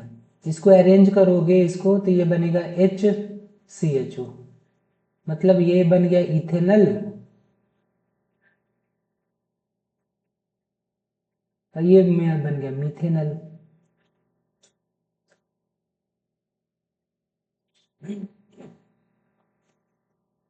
ओजोनलाइसिस बहुत इंपॉर्टेंट रिएक्शन है। ओजोनलाइसिस से हमें पता चल पाता है कि डबल बॉन्ड का पोजीशन क्या है अल्कीन में। तो ये ध्यान से रखना, ये रिएक्शन भी काफ़ी ज़्यादा इंपॉर्टेंट है। अगर बैक चले तो ध्यान से देखना, अगर ये मॉलिक्यूल दो दे रखा है, हमें ओजोनलाइसिस से पहले वाला अल्कीन फाइंड करना है तो करना क्या है, ध्यान से देखो। ये ऑक्सीजन जो आया है ये ओजोन से आया है। ऑक्सीजन कहाँ से आया है, ओजोन से आया है। तो आपको मेनली क्या करना है, ध्यान से देखो, कॉम्प्लेक्स बनाना है CH3CH और यहाँ पे ऑक्सीजन नीचे डालना है, ठीक है। और इन दूसरा यूनिट है हमारा CH है ना, तो उसका CH जो है ये ऐसे रखेंगे और O यहाँ पे डालेंगे, डबल बॉन्ड ऐसे करेंगे, मतलब इनके बीच एक बॉन्ड बनेगा। ओजोनाइड हम बना देंगे इसको, ये ओजोनाइड हमारा बन गया। ये हमारा क्या है, CH2 है। ओजोनाइड बना दिया हमने। फिर ओजोन हटा के इन दोनों को डबल बॉन्ड से जोड़ देना है, तो ये वाला आपको दोबारा मिल जाएगा।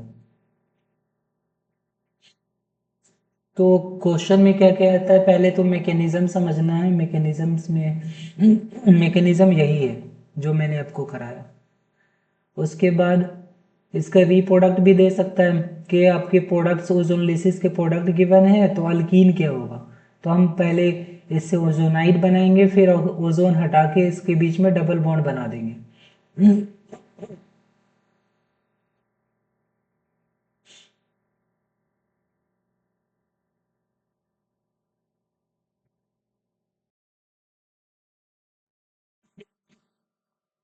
एक और कंपाउंड का ओजोनोलिसिस कराते हैं। जैसे ये हमारे कंपाउंड दे रखा है CH3 यहाँ से डबल बॉन्ड CH2 है। तो ओजोन लाएंगे तो क्या होगा, ओजोन क्या करेगा, ये डबल बॉन्ड को ब्रेक करेगा और ओजोनाइड बनाएगा CH3, ये CH3 और दूसरा जो पार्ट है इसका CH2। ऐसे ओजोनाइड बनाना है हमें। ये ओजोनाइड हमने बना दिया है। इसके बाद हम Zn क्या करेंगे, Zn H2O डालेंगे तो क्या होगा, ZnH2O डालेंगे तो क्या, ये ऑक्सीजन ऐसे हटेगा, ये ऐसे बनेगा, ये ऐसे बनेगा। इस ऑक्सीजन का ऊपर का एक बॉन्ड टूटेगा तो यहाँ पे डबल बॉन्ड बनाएगा और इस ऑक्सीजन का भी ऊपर बॉन्ड टूटेगा तो यहाँ पे डबल बॉन्ड बनाएगा। तो एक्चुअल में ये बना हमारा CH3CO, इस पर डबल बॉन्ड बन जाएगा CH3। तो ये क्या बन गया, एसीटोन बन गया। दूसरा जो प्रोडक्ट बनेगा वो बनेगा H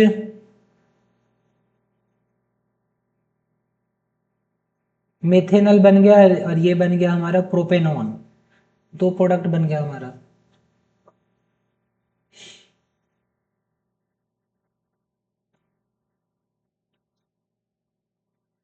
अगर मेथेनॉन से हमें अल्कीन तक जाना है तो उसमें भी सेम रिवर्स जाओगे रिएक्शन में, पहले इन दोनों को जोड़ो के ओजोनाइड बना दो, फिर ओजोनाइड से डबल दोनों ओजोन हटा के डबल बॉन्ड लगा दो तो आपका अल्कीन मिल जाएगा। एक क्वेश्चन ट्राई करते हैं हम।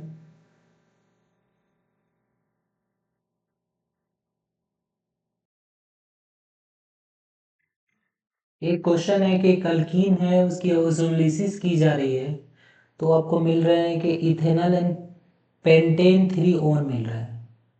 तो अल्कीन बताना है कि वो अल्कीन क्या होगा। तो मैंने आपको बताया था कि जो भी प्रोडक्ट है रिवर्स जाने हैं तो क्या करना है, दोनों का स्ट्रक्चर बनाने हैं हमें। इथेनॉल का मतलब ये हो गया CH3CHO, CH3CHO हमारा क्या बन गया, इथेनॉल। पेंटेन 3 ओन का मतलब क्या हो गया, CH3CH2CH, इस पे हमारा बन गया, एक मिनट,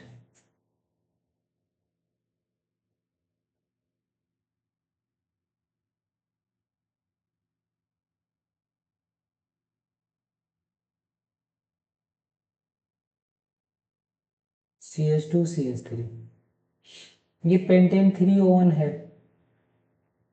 क्या है हमारा, पेंटेन 3 ओन है। अब हमें क्या करना है, इन दोनों को मिला के ओजोनाइड बनाने हैं। तो ओजोनाइड कैसे बना सकते हैं, जैसे CH3 है और ये CH है, यहाँ पे ऑक्सीजन जोड़ देने हैं, यहाँ पे ये वाला यूनिट जोड़ देने हैं और यहाँ पर C है, इस पे दो चीज जुड़ा हुआ है, CO हो गया ये, इस पे दो चीज जुड़ा हुआ है CH2CH3, इसी से जुड़ा हुआ है आपका एक और यूनिट CH2CH3 और यहाँ पे ओजोनाइड बनाने हैं ये। अब आपको करना क्या है कि ये सारे ऑक्सीजन हटा के इन दोनों के बीच में डबल बॉन्ड लगा देने हैं। तो क्या बनेगा हमारा, अल्कीन क्या बन जाएगा,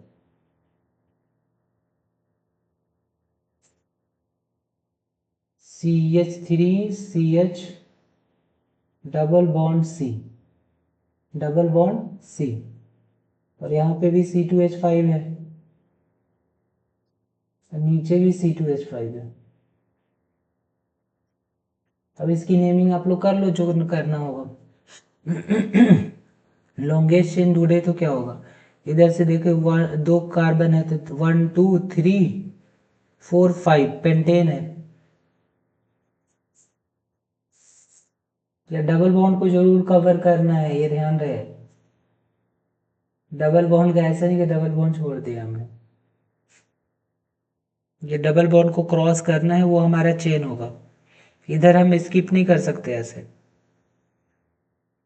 तो इसकी नेमिंग हुई ऐसे होगी 1 2 3। इधर चले जाओ या ऊपर चले जाओ, बात बराबर है, इधर 2 कार्बन है तो 4 5 इधर आ जाएगा। तो इसका नाम क्या होगा, 3 इथाइल पेंटेन 2 इन।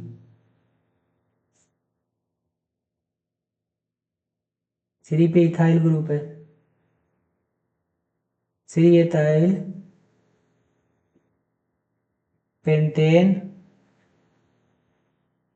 2 इन, ये हमारा अल्कीन हो गया।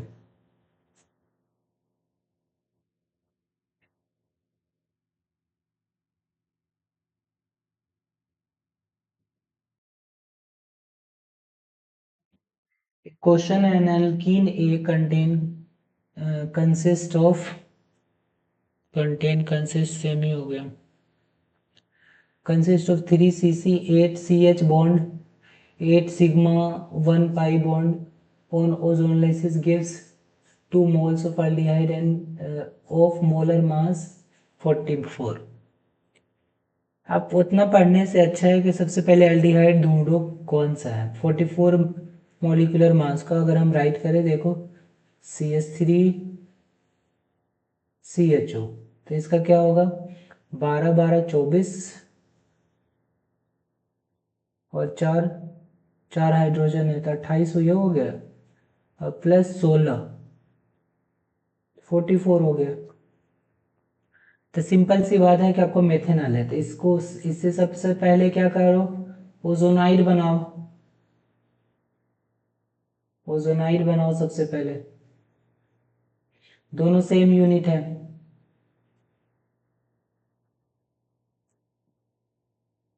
अब ये कितना ज़्यादा इजी है, ओजोनाइड बनाओ। ये हमारा डबल बॉन्ड नहीं होगा ना ओजोनाइड में, 1 मिनट,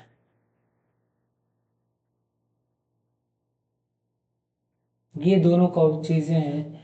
अब हमारा ओजोनाइड बनाने के लिए क्या करोगे, CH3CH सिंगल बॉन्ड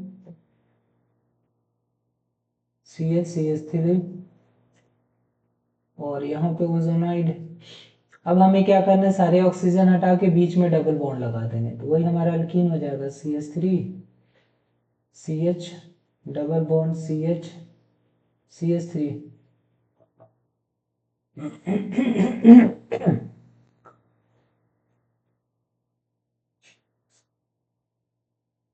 इसमें बोल रहा था देखो 3 CC sigma bond 3 CC bond है, तो 3 CC बॉन्ड दिख रहा है कि इसके बीच में 1 2 3, उसके बाद 8 CH बॉन्ड, तो यहाँ 3 1 4 1 5 3 8। ठीक है, तो यही हमारा अल्कीन हो गया, तो इसका नेम क्या होगा 1 2 3 4, क्या होगा ब्यूट या ब्यूटेन 1 ब्यूटेन 2 इन ब्यूटेन ब्यूटेन 2 इन हमारा क्वेश्चन हो जाएगा, मतलब आंसर हो जाएगा हमारा ए का। एक और क्वेश्चन एनसीईआरटी का दे रखा है, वो करके हम आगे बढ़ते हैं।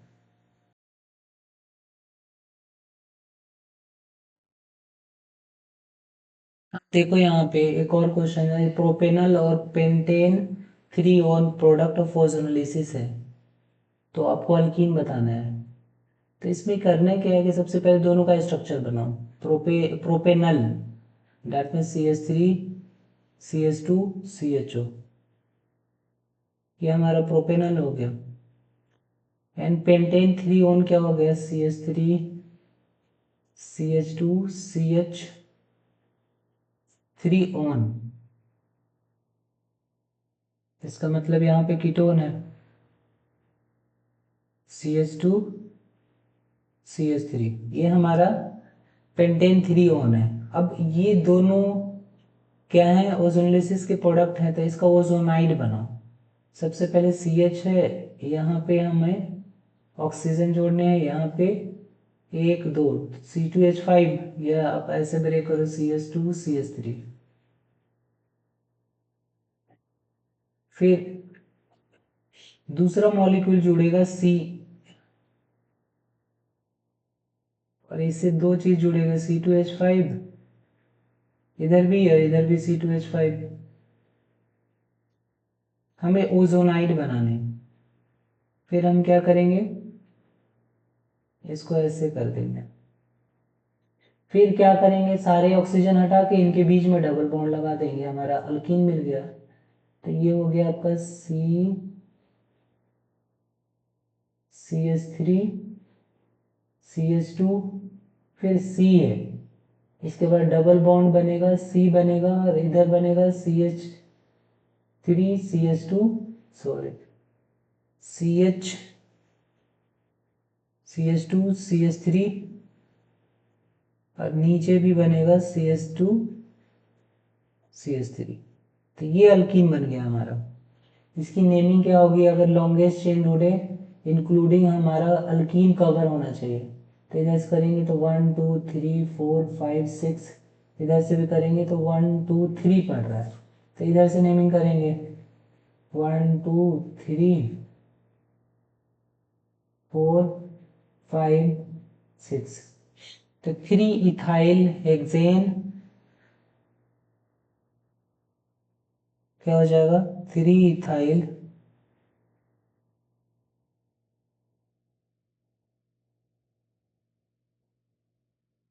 हेक्सेन 3 इन। ये हमारा ओजोन लाइसिस खत्म हो गया।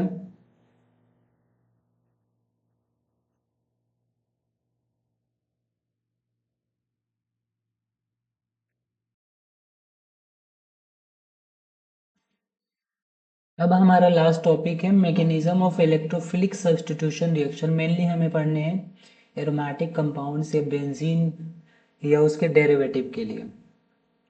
तो इसके 3 स्टेप है, generation of electrophile, formation of carbocation and removal of proton. एक एक करके समझते हैं हम।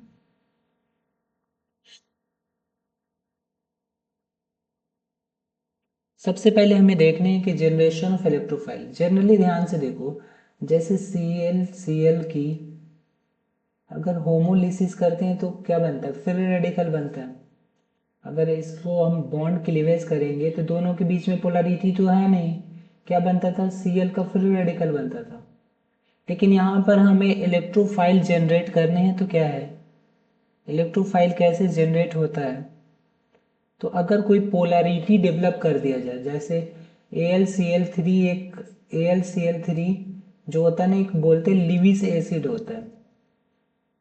लिविस एसिड, लिविस एसिड मतलब इलेक्ट्रॉन डिफिशियंट होगा। ये क्या होगा, इलेक्ट्रॉन डिफिशियंट का मतलब इसके पास इलेक्ट्रॉन नहीं होगा, की कमी होगी, इलेक्ट्रॉन डिफिशियंट स्पेसीज है। तो अगर मान लो क्लोरीन को यहाँ पे इसके क्लोरीन मॉलिक्यूल के पास अगर ये होगा तो क्या होगा, AlCl3, पहले इसमें कोई पोलैरिटी नहीं था, लेकिन इसके वजह से इलेक्ट्रॉन खींचेगा, इसके वजह से इसके पास पोलैरिटी डेवलप हो जाएगा, इलेक्ट्रॉन ओवरऑल इधर जाएगा और इस पर डेल्टा नेगेटिव और डेल्टा पॉजिटिव का चार्ज आएगा। अब फिर इस बॉन्ड की क्लीवेज होगी ना, तो यहाँ पर Cl+ की भी जनरेशन होगी, Cl- की भी जनरेशन होगी। तो जो Cl+ होता है ना, इसको हम बोलते हैं क्लोरोनियम आयन, क्लोरोनियम आयन। और ये तो नॉर्मल हमारा क्लोराइड आयन है।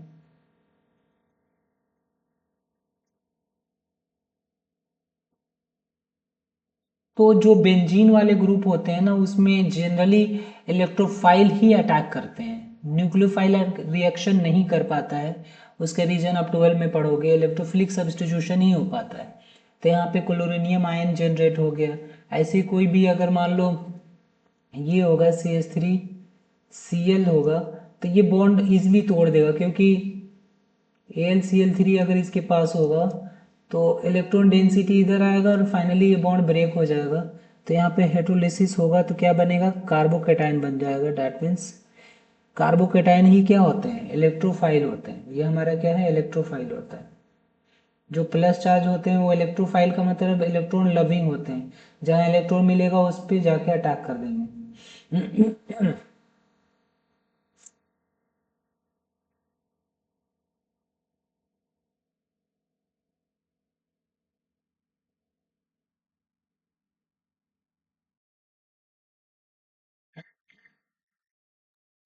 यहाँ पे अल्काइल हलाइड की क्लीवेज जब लिविस एसिड के प्रेजेंस में होगी तो क्या बनेगा, carbocation, that means methyl cation बन गया।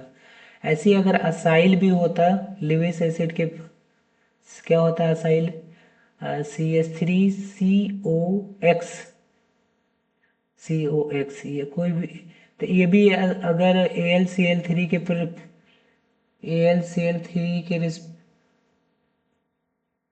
प्रेजेंस में ये बॉन्ड की क्लीवेज होगी और ये बॉन्ड क्या हो जाएगा, ये इलेक्ट्रॉन लेके जाएगा तो यहाँ पे पॉजिटिव चार्ज का डेवलपमेंट होगा। यहाँ से क्या जनरेट होगा, कार्बोकेटाइन CH3, Cu पे पॉजिटिव चार्ज डेवलप होगा और यही रिएजेंट बनेगा जिसको हम क्या बोल रहे हैं, इलेक्ट्रोफाइल।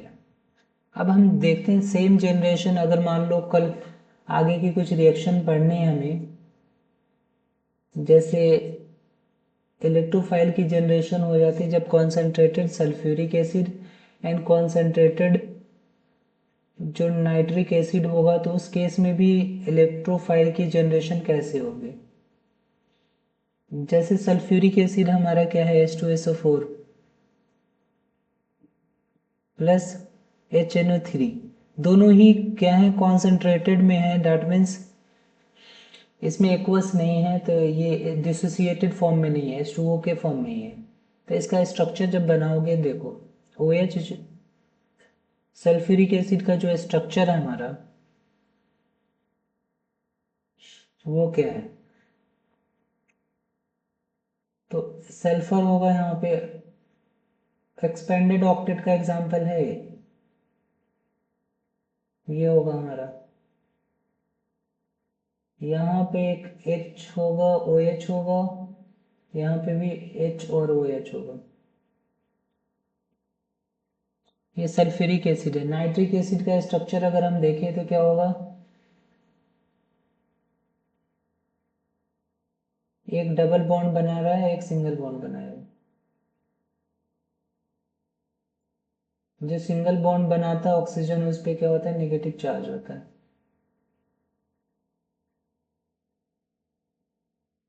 तो और फिर ये O है और H है। ऑक्सीजन पे यहाँ पे लोन पेयर है, ऑक्सीजन पे दो दो लोन पेयर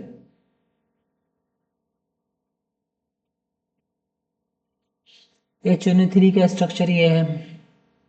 अब HNO3 जो होगा ना यहाँ पे, ये अपना इलेक्ट्रॉन इसको डोनेट करेगा। ये डोनेट जैसे करेगा तो यहाँ पे क्या हो जाएगा, ये बॉन्ड के इलेक्ट्रॉन जो होंगे, ये बॉन्ड ब्रेक होगा और उसका दोनों इलेक्ट्रॉन यहाँ पे आ जाएंगे और ये इलेक्ट्रॉन हाइड्रोजन लेकर इससे बॉन्ड बना लेगा। तो इससे क्या जनरेट हो गया देखो एक बार, हमें मेन जो कंपाउंड है नाइट्रो, उसकी इलेक्ट्रोफाइल जनरेट करनी है। ये ऑक्सीजन हो गया, ये O हो गया, इस पे माइनस है, दैट मीन्स इस पे 3 लोन पेयर होगा। अब क्या हो गया, यहाँ पे O हो गया, इसकी प्रोटोनेशन होगी, एक H तो ऑलरेडी है, एक H और जा आके जुड़ गया और इस पे प्लस चार्ज आ गया। क्या आ गया, प्लस चार्ज। अब ये प्लस चार्ज आ गया ना, तो ये बॉन्ड की क्लीवेज होगी। स्टेबिलिटी बढ़ाने के लिए बॉन्ड के दोनों इलेक्ट्रॉन इस पे जाएंगे, क्योंकि ऑक्सीजन ज़्यादा इलेक्ट्रोनेगेटिव होता है, उसको इलेक्ट्रॉन चाहिए और उस पर भी प्लस चार्ज आया उस पर,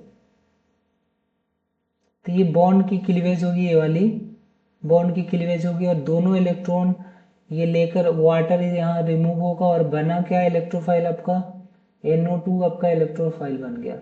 यहाँ पे प्लस चार्ज आएगा और यहाँ पे माइनस है तो डबल बॉन्ड बन जाएगा। तो इस तरह से नाइट्रोजन डबल बॉन्ड,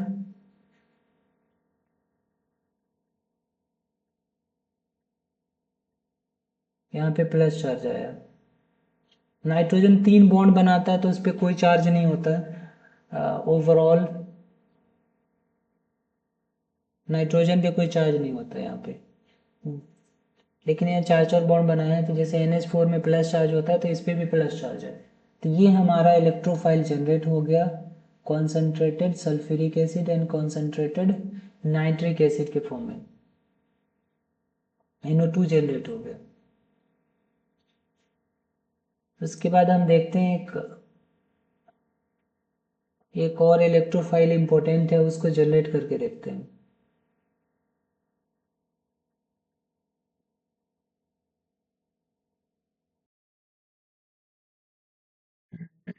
देखो यहाँ भी हमारा एक इलेक्ट्रोफाइल जनरेट होगा, देखना ध्यान से यहाँ पे क्या हो रहा है। जैसे इन दोनों सल्फ्यूरिक एसिड और SO3 के मिक्सचर को हम ओलियम बोलते हैं। पहले पी ब्लॉक में इसको डिटेल से पढ़ने थे। SO3 का स्ट्रक्चर क्या होगा, तो ये स्ट्रक्चर आपका SO3 का होगा।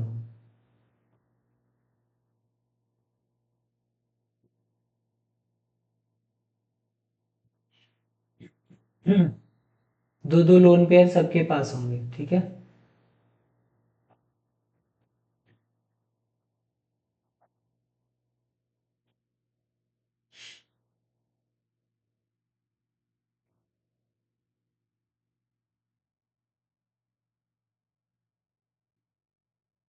सल्फ्यूरिक एसिड का भी हमने स्ट्रक्चर बनाया था। क्या बनाया था हमने स्ट्रक्चर, एक मिनट।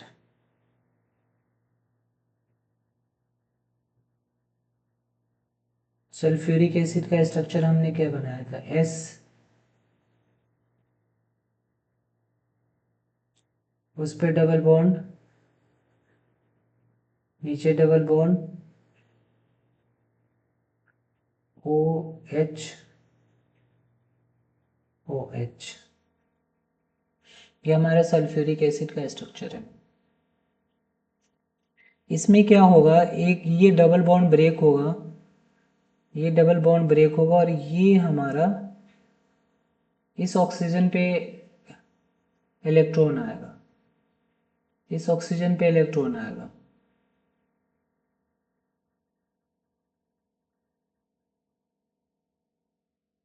एक मिनट।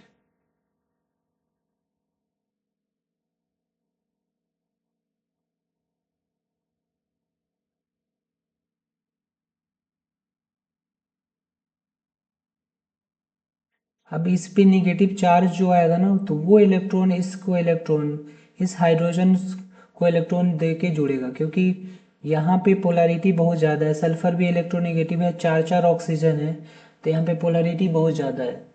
तो इस पे निगेटिव चार्ज जैसे आएगा तो इस हाइड्रोजन को जो ना अट्रैक्ट करेगा ये। कौन से हाइड्रोजन को, इस वाले हाइड्रोजन को। यहाँ पे डबल बॉन्ड ब्रेक होगा और डबल बॉन्ड ब्रेक, दोनों इलेक्ट्रॉन इस पे जाएगा और ये ऑक्सीजन इसको इलेक्ट्रॉन देगा, तो क्या हो जाएगा, ये हमें मेन इससे मतलब है। यहाँ पे सिंगल बॉन्ड और ये OH बन गया, यहाँ पे बॉन्ड बना लिया इसने।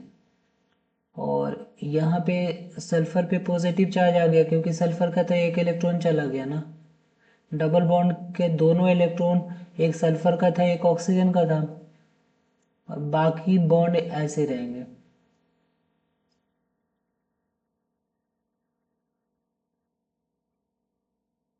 तो ये जो स्ट्रक्चर है यही हमारा है SO3H, और सल्फर पे क्या है, पॉजिटिव। तो सल्फोनिक एसिड का कार्ब इलेक्ट्रोफाइल जनरेट हो गया यहाँ पे। ये भी क्या हो गया, इलेक्ट्रोफाइल। तो इलेक्ट्रोफाइल का जनरेशन बहुत इंपॉर्टेंट है, क्योंकि इलेक्ट्रोफाइल ही अटैक करेगा किस पे, बेंजीन या उसके डेरिवेटिव पे।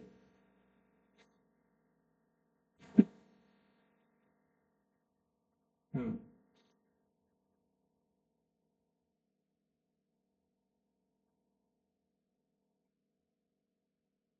तो जनरेशन ऑफ इलेक्ट्रोफाइल हमारा हो गया, डिफरेंट सिचुएशन में हमने जनरेट कर दिया इलेक्ट्रोफाइल।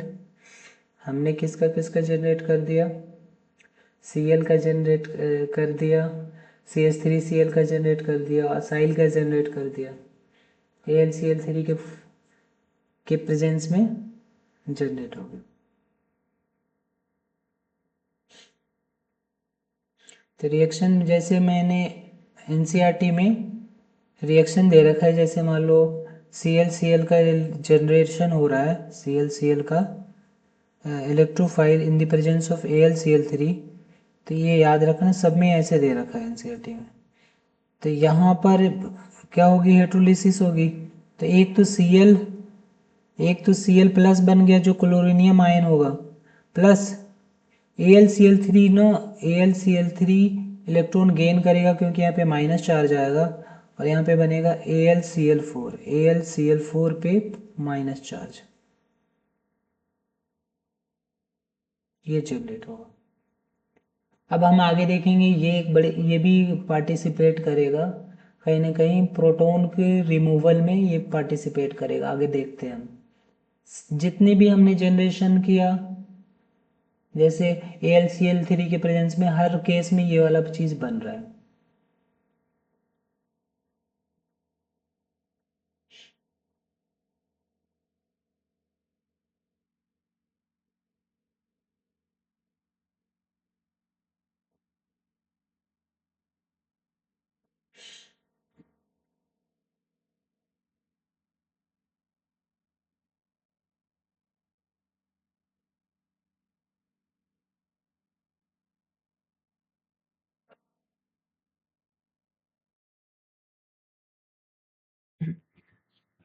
एनसीईआरटी में के सारे जो जो इलेक्ट्रोफाइल के जनरेशन है सारे मैंने राइट कर दिए हैं। तो देखो इसमें दोबारा समझते हैं, जैसे ClCl बॉन्ड है, लिविस एसिड को इलेक्ट्रॉन डिफिशिएंट है, तो यहाँ पे इसके प्रेजेंस में हमेशा हेट्रोलिसिस होगी, और ये बॉन्ड ब्रेक होके Cl ले जाएगा, और Cl जो है ना इसके साथ को इलेक्ट्रॉन दे देगा। यहाँ पे तो कार्बोकेटायन जनरेट हो, क्लोरीनियम आयन जनरेट हो गया, और इसको Cl ने इलेक्ट्रॉन दिया इसको, तो ये इंटरमीडिएट बना आपको कॉम्प्लेक्स। तो सिमिलरली ये भी रिएक्शन, अल्काइल हलाइड वाला बॉन्ड भी क्या करेगा, इसको ये बॉन्ड ब्रेक होगा, ये क्लोरीन लेके जाएगा और क्लोरीन इसको इलेक्ट्रॉन दे देगा। तो ये क्लोरीन जो है बॉन्ड लेके जा इलेक्ट्रॉन के बॉन्ड जो बॉन्ड के इलेक्ट्रॉन लेके जाएगा और इसको दे देगा, और फिर यहाँ पे एक कॉम्प्लेक्स बनाएगा, और यहाँ पर बॉन्ड ब्रेक हो रहा है और दोनों इलेक्ट्रॉन Cl ले जा रहा है, तो CH3 पे पॉजिटिव चार्ज आएगा। दैट मीन्स यहाँ पे मिथाइल केटायन जनरेट हुआ। यहाँ भी इलेक्ट्रोफाइल मिल गया आपको, यहाँ भी इलेक्ट्रोफाइल मिल गया। सेम रिएक्शन असाइल में है, ये अल्काइल हैलाइड में है, ये हमारा क्लोरीन में है, ये असाइल हैलाइड में है। ये वाला क्लोरीन जो है इसको इलेक्ट्रॉन देगा, और फिर ये जो कंपोनेंट है इलेक्ट्रोफाइल का जनरेट हो गया। सिमिलरली जो नाइट्रेशन के जो स्टेप्स हैं, दो स्टेप में है कि जो नाइट्रोजन वाला जो ऑक्सीजन है वो इस हाइड्रोजन को इलेक्ट्रॉन देगा और उससे जोड़ लेगा, तो ऑक्सीजन पे पॉजिटिव चार्ज आएगा।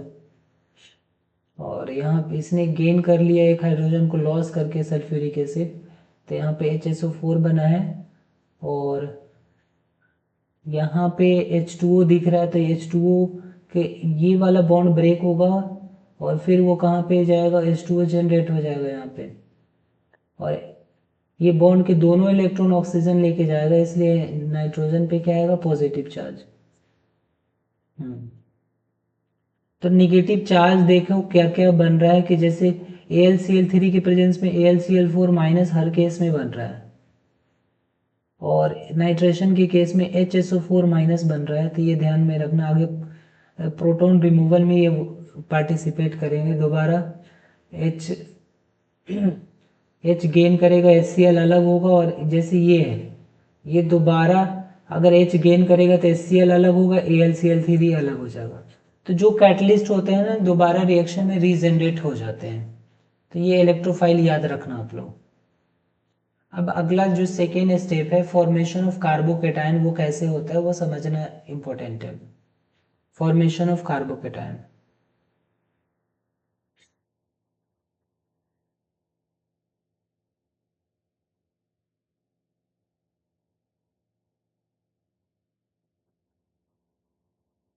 Formation of carbocation.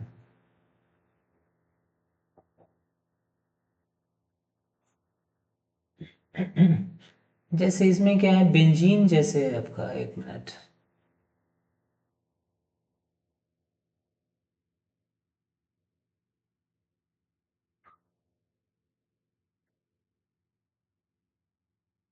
बेंजीन है, ध्यान से देखना, हर एक कार्बन पे एक एक हाइड्रोजन है, इस पे कोई इलेक्ट्रोफाइल अटैक करते हैं तो क्या होगा?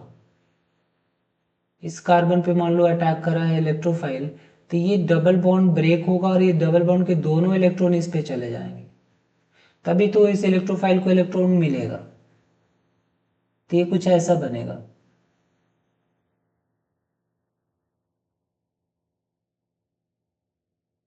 ध्यान से देखना, ये बॉन्ड को कुछ नहीं हुआ है, इस बॉन्ड को कुछ नहीं हुआ है, यहाँ पे बॉन्ड ब्रेक हो गया, यहाँ के दोनों इलेक्ट्रॉन चले गए हैं, तो यहाँ पे पॉजिटिव चार्ज आएगा, और यहाँ पे इलेक्ट्रोफाइल जुड़ चुका है, और यहाँ पे एक हाइड्रोजन भी है।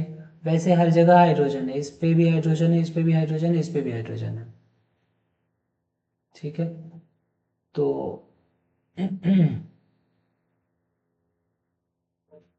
अब ये वाला कार्बन जो है ना, ये sp3 हाइब्रिडाइज हो चुका है, दैट मीन्स इसकी एरोमेटिसिटी चली गई है ना। एरोमेटिक कंपाउंड पूरे ऑर्गेनिक कंपाउंड में सबसे ज़्यादा स्टेबल होंगे, इसलिए कुछ ना कुछ यहाँ पे जरूर होगा। यहाँ पे पॉजिटिव चार्ज डेवलप हुआ तो ये भी स्टेबल ही होता है। कैसे स्टेबल स्टेबल होगा ये? रेजोनेंस स्टेबलाइज्ड होगा। रेजोनेंस स्टेबलाइज मतलब ये इलेक्ट्रॉन इधर जाएंगे और यहाँ पे नेगेटिव पॉजिटिव के बीच में डबल बॉन्ड बनेगा, फिर यहाँ पे पॉजिटिव आएगा, ऐसे करके रेजोनेंस स्टेबलाइज हो जाएगा। और इसको हम बोल रहे हैं arenium ion, arenium ion, arenium ion, arenium ion. तो arenium ion is stabilized by resonance. Arenium ion is stabilized by resonance, stabilized by resonance।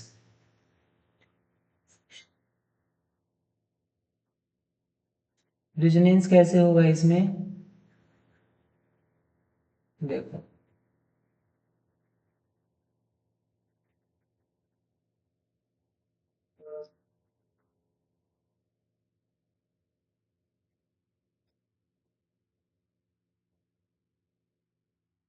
यहाँ पे इलेक्ट्रोफाइल है और यहाँ पे हाइड्रोजन है, यहाँ पे पॉजिटिव चार्ज है, ये बॉन्ड इधर जाएगा, इस पे इलेक्ट्रॉन देगा, और फिर ये रेजोनेंस करेगा कुछ इस तरह से।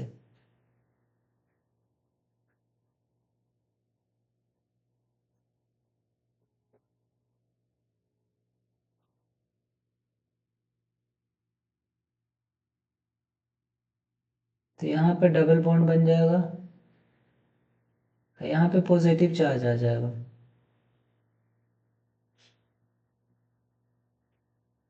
ये आपका इलेक्ट्रोफाइल है और यहाँ पे हाइड्रोजन है, फिर ये रेजोनेंस करेगा, ये वाला इलेक्ट्रॉन इस पे आएगा, और यहाँ पे नेगेटिव, यहाँ पे पॉजिटिव, यहाँ पे बॉन्ड बनेगा। ये एरेनियम आयन जो है ना स्टेबलाइज हो रहा है बाय रेजोनेंस। यहाँ पे डबल बॉन्ड है, और ये यहाँ पे आएगा तो यहाँ पे पॉजिटिव चार्ज डेवलप हो जाएगा, और यहाँ पे डबल बॉन्ड बन जाएगा।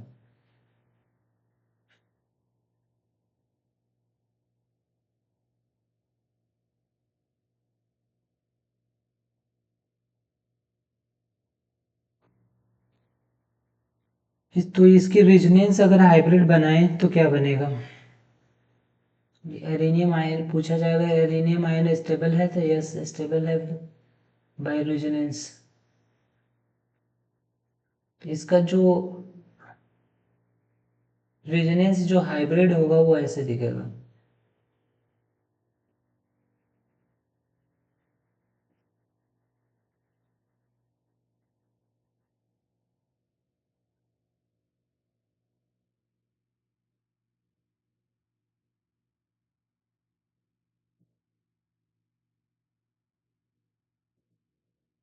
ऊपर नीचे कुछ भी लिख सकते हैं, ऐसा कोई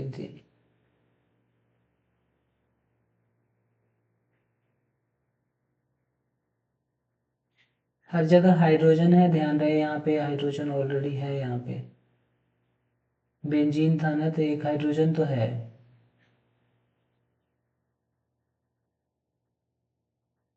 इधर एक हाइड्रोजन है, हर कार्बन पे एक एक हाइड्रोजन है। तो ये रेजोनेंस, एरिनियम आयन स्टेबलाइज होगा by resonance, plus charge move हो रहा है अलग अलग जगह पे, तो थोड़ा स्टेबलाइज हो रहा है।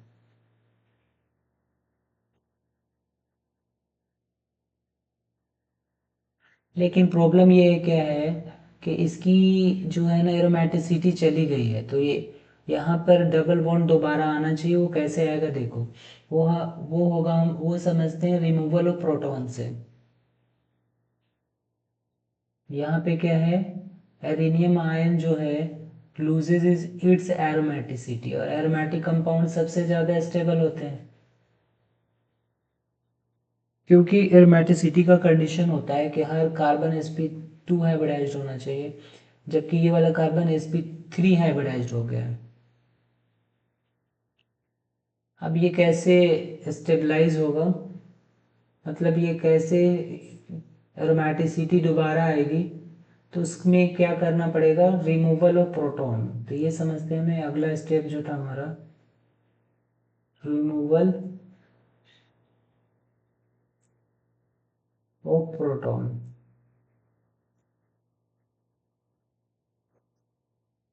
रिमूवल ऑफ प्रोटॉन कैसे होगा इसमें,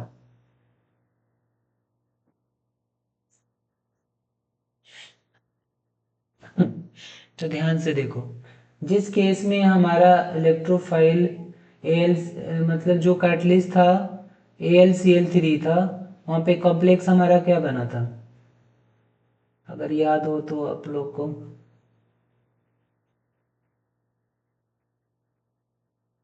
एक मिनट,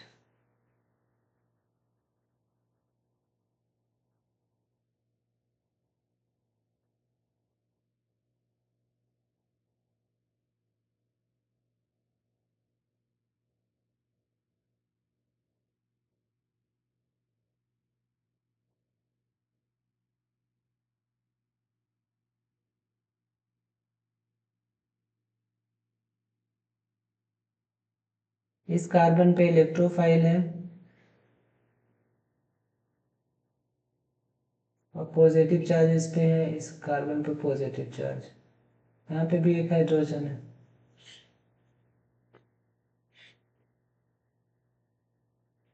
अब जैसे मान लो AlCl4 जो कॉम्प्लेक्स था हमारा,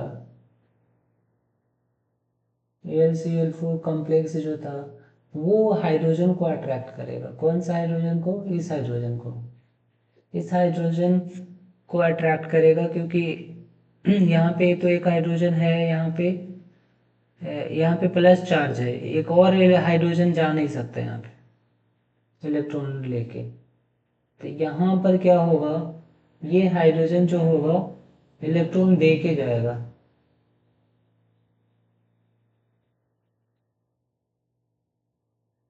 और फिर क्या बनेगा, HCl बनेगा। क्या क्या जनरेट हो जाएगा, H और Cl एक इलेक्ट्रॉन देगा, HCl बन जाएगा, और AlCl3 दोबारा बन गया।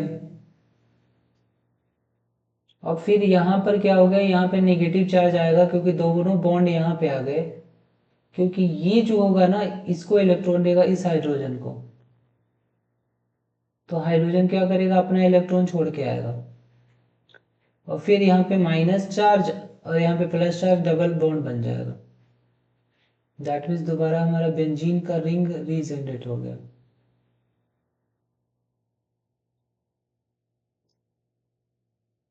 यहाँ डबल बॉन्ड आ गया, यहाँ पे इलेक्ट्रोफाइल जुड़ गया, यहाँ पे डबल बॉन्ड हो गया, यहाँ पे डबल बॉन्ड हो गया। हाइड्रोजन हर जगह, बस यहाँ पे नहीं है। तो ये रिमूवल ऑफ प्रोटॉन से क्या बन गया आपका, इलेक्ट्रोफाइल अटैक फाइनली हमारा कंप्लीट हुआ। अगर मान लो इसमें, अगर मान लो हमारा जो इलेक्ट्रोफाइल Cl होता तो Cl जुड़ेगा, अगर हमारा नाइट्रो वाला जो होता तो NO2 जुड़ेगा।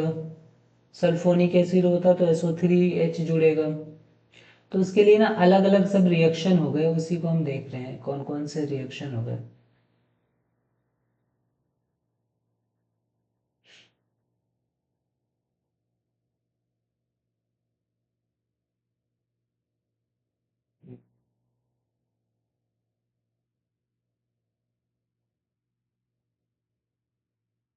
अगला जो रिएक्शन है हमारा नाइट्रेशन। अब इतना कुछ समझने के बाद ना ये सब सारे रिएक्शन लिखना इजी हो जाएगा आप लोग के लिए। क्या अगली स्लाइड में आते हैं हम, देखो।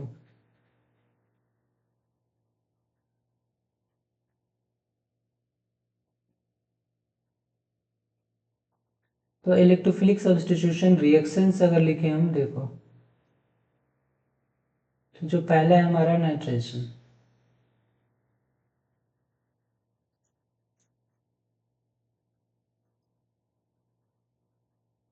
तो नाइट्रेशन में क्या है, जैसे बेंजीन होगा,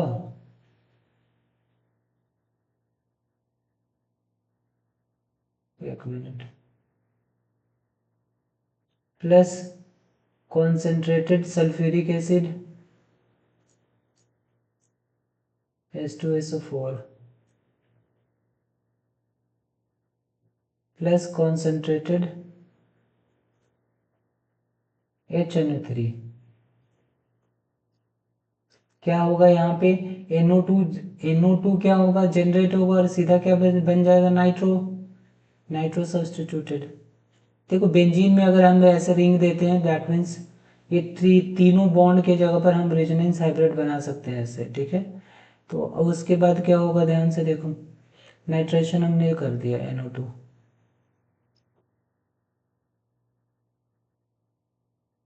तो when benzene is reacted with this and this, nitrobenzene is formed. तो हमने देखा कैसे फॉर्म्ड होगा, और H2O भी जनरेट होगा।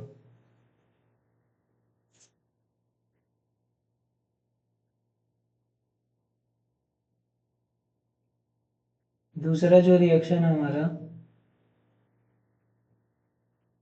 हैलोजिनेशन।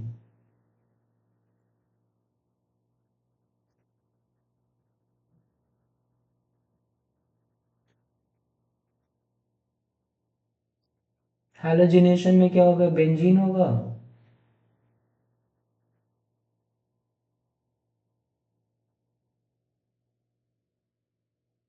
बेंजीन में आपने क्या किया, Cl2 से अटैक करवा दिया AlCl3 के प्रेजेंस में, AlCl3। तो आपने देखा था यहाँ से Cl प्लस जनरेट होगा और क्या बन जाएगा, क्लोरोबेंजीन।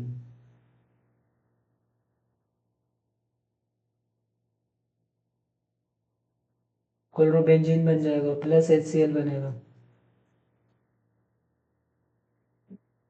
तो ये हैलोजिनेशन रिएक्शन हो गया।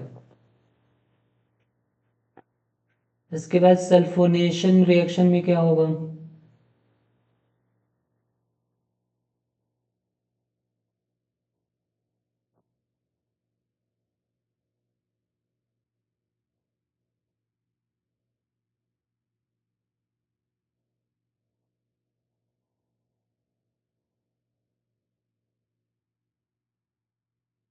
Sulphonation reaction. सल्फोनेशन रिएक्शन में वही है, बेंजीन होगा और ओलियम डालेंगे इसके अंदर। ओलियम का मतलब क्या हो गया, सल्फ्यूरिक एसिड प्लस SO3। एक ही में अगर ऐसे डाल दिया जाए, SO3 है हमारा, एक मिनट,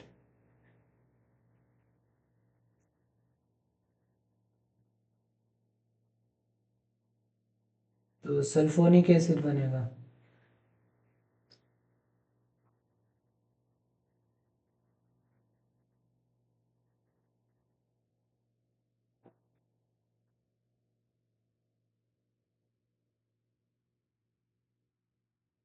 एक मिनट,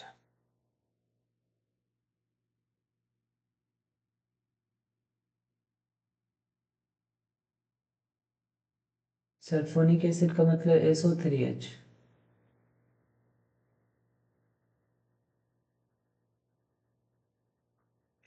प्लस H2O।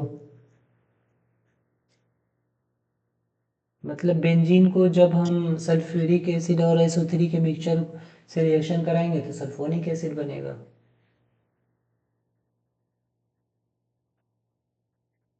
और एक चीज और कि यहाँ पे प्रोटॉन रिमूवल में कौन से, इस रिएक्शन में प्रोटॉन रिमूवल में कौन सा काम आएगा, HSO4 माइनस काम आएगा। ये इलेक्ट्रॉन देगा आपको H को, जैसे ये हमारा था ना एरेनियम आयन। एक मिनट,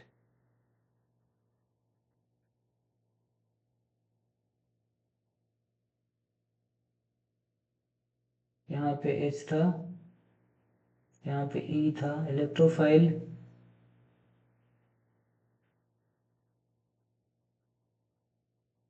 तो ये इसको इलेक्ट्रॉन देगा इस हाइड्रोजन को, और फिर ये हाइड्रोजन इलेक्ट्रॉन छोड़ के आएगा ये यहाँ पे, फिर यहाँ पे डबल बॉन्ड बनेगा।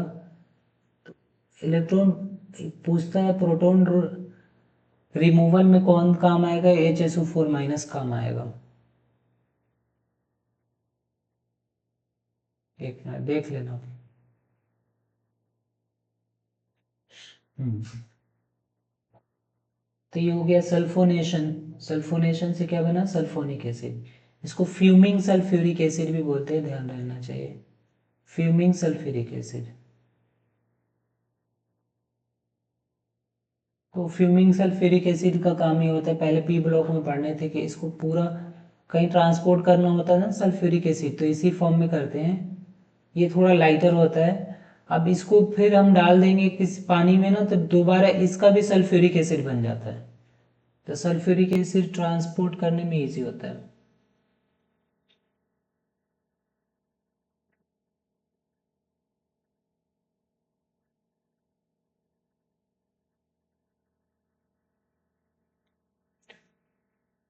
अगला जो रिएक्शन है काफ़ी ज़्यादा इंपॉर्टेंट है, जिसको हम बोलते हैं Friedl craft alkylation and Friedl craft acylation reaction.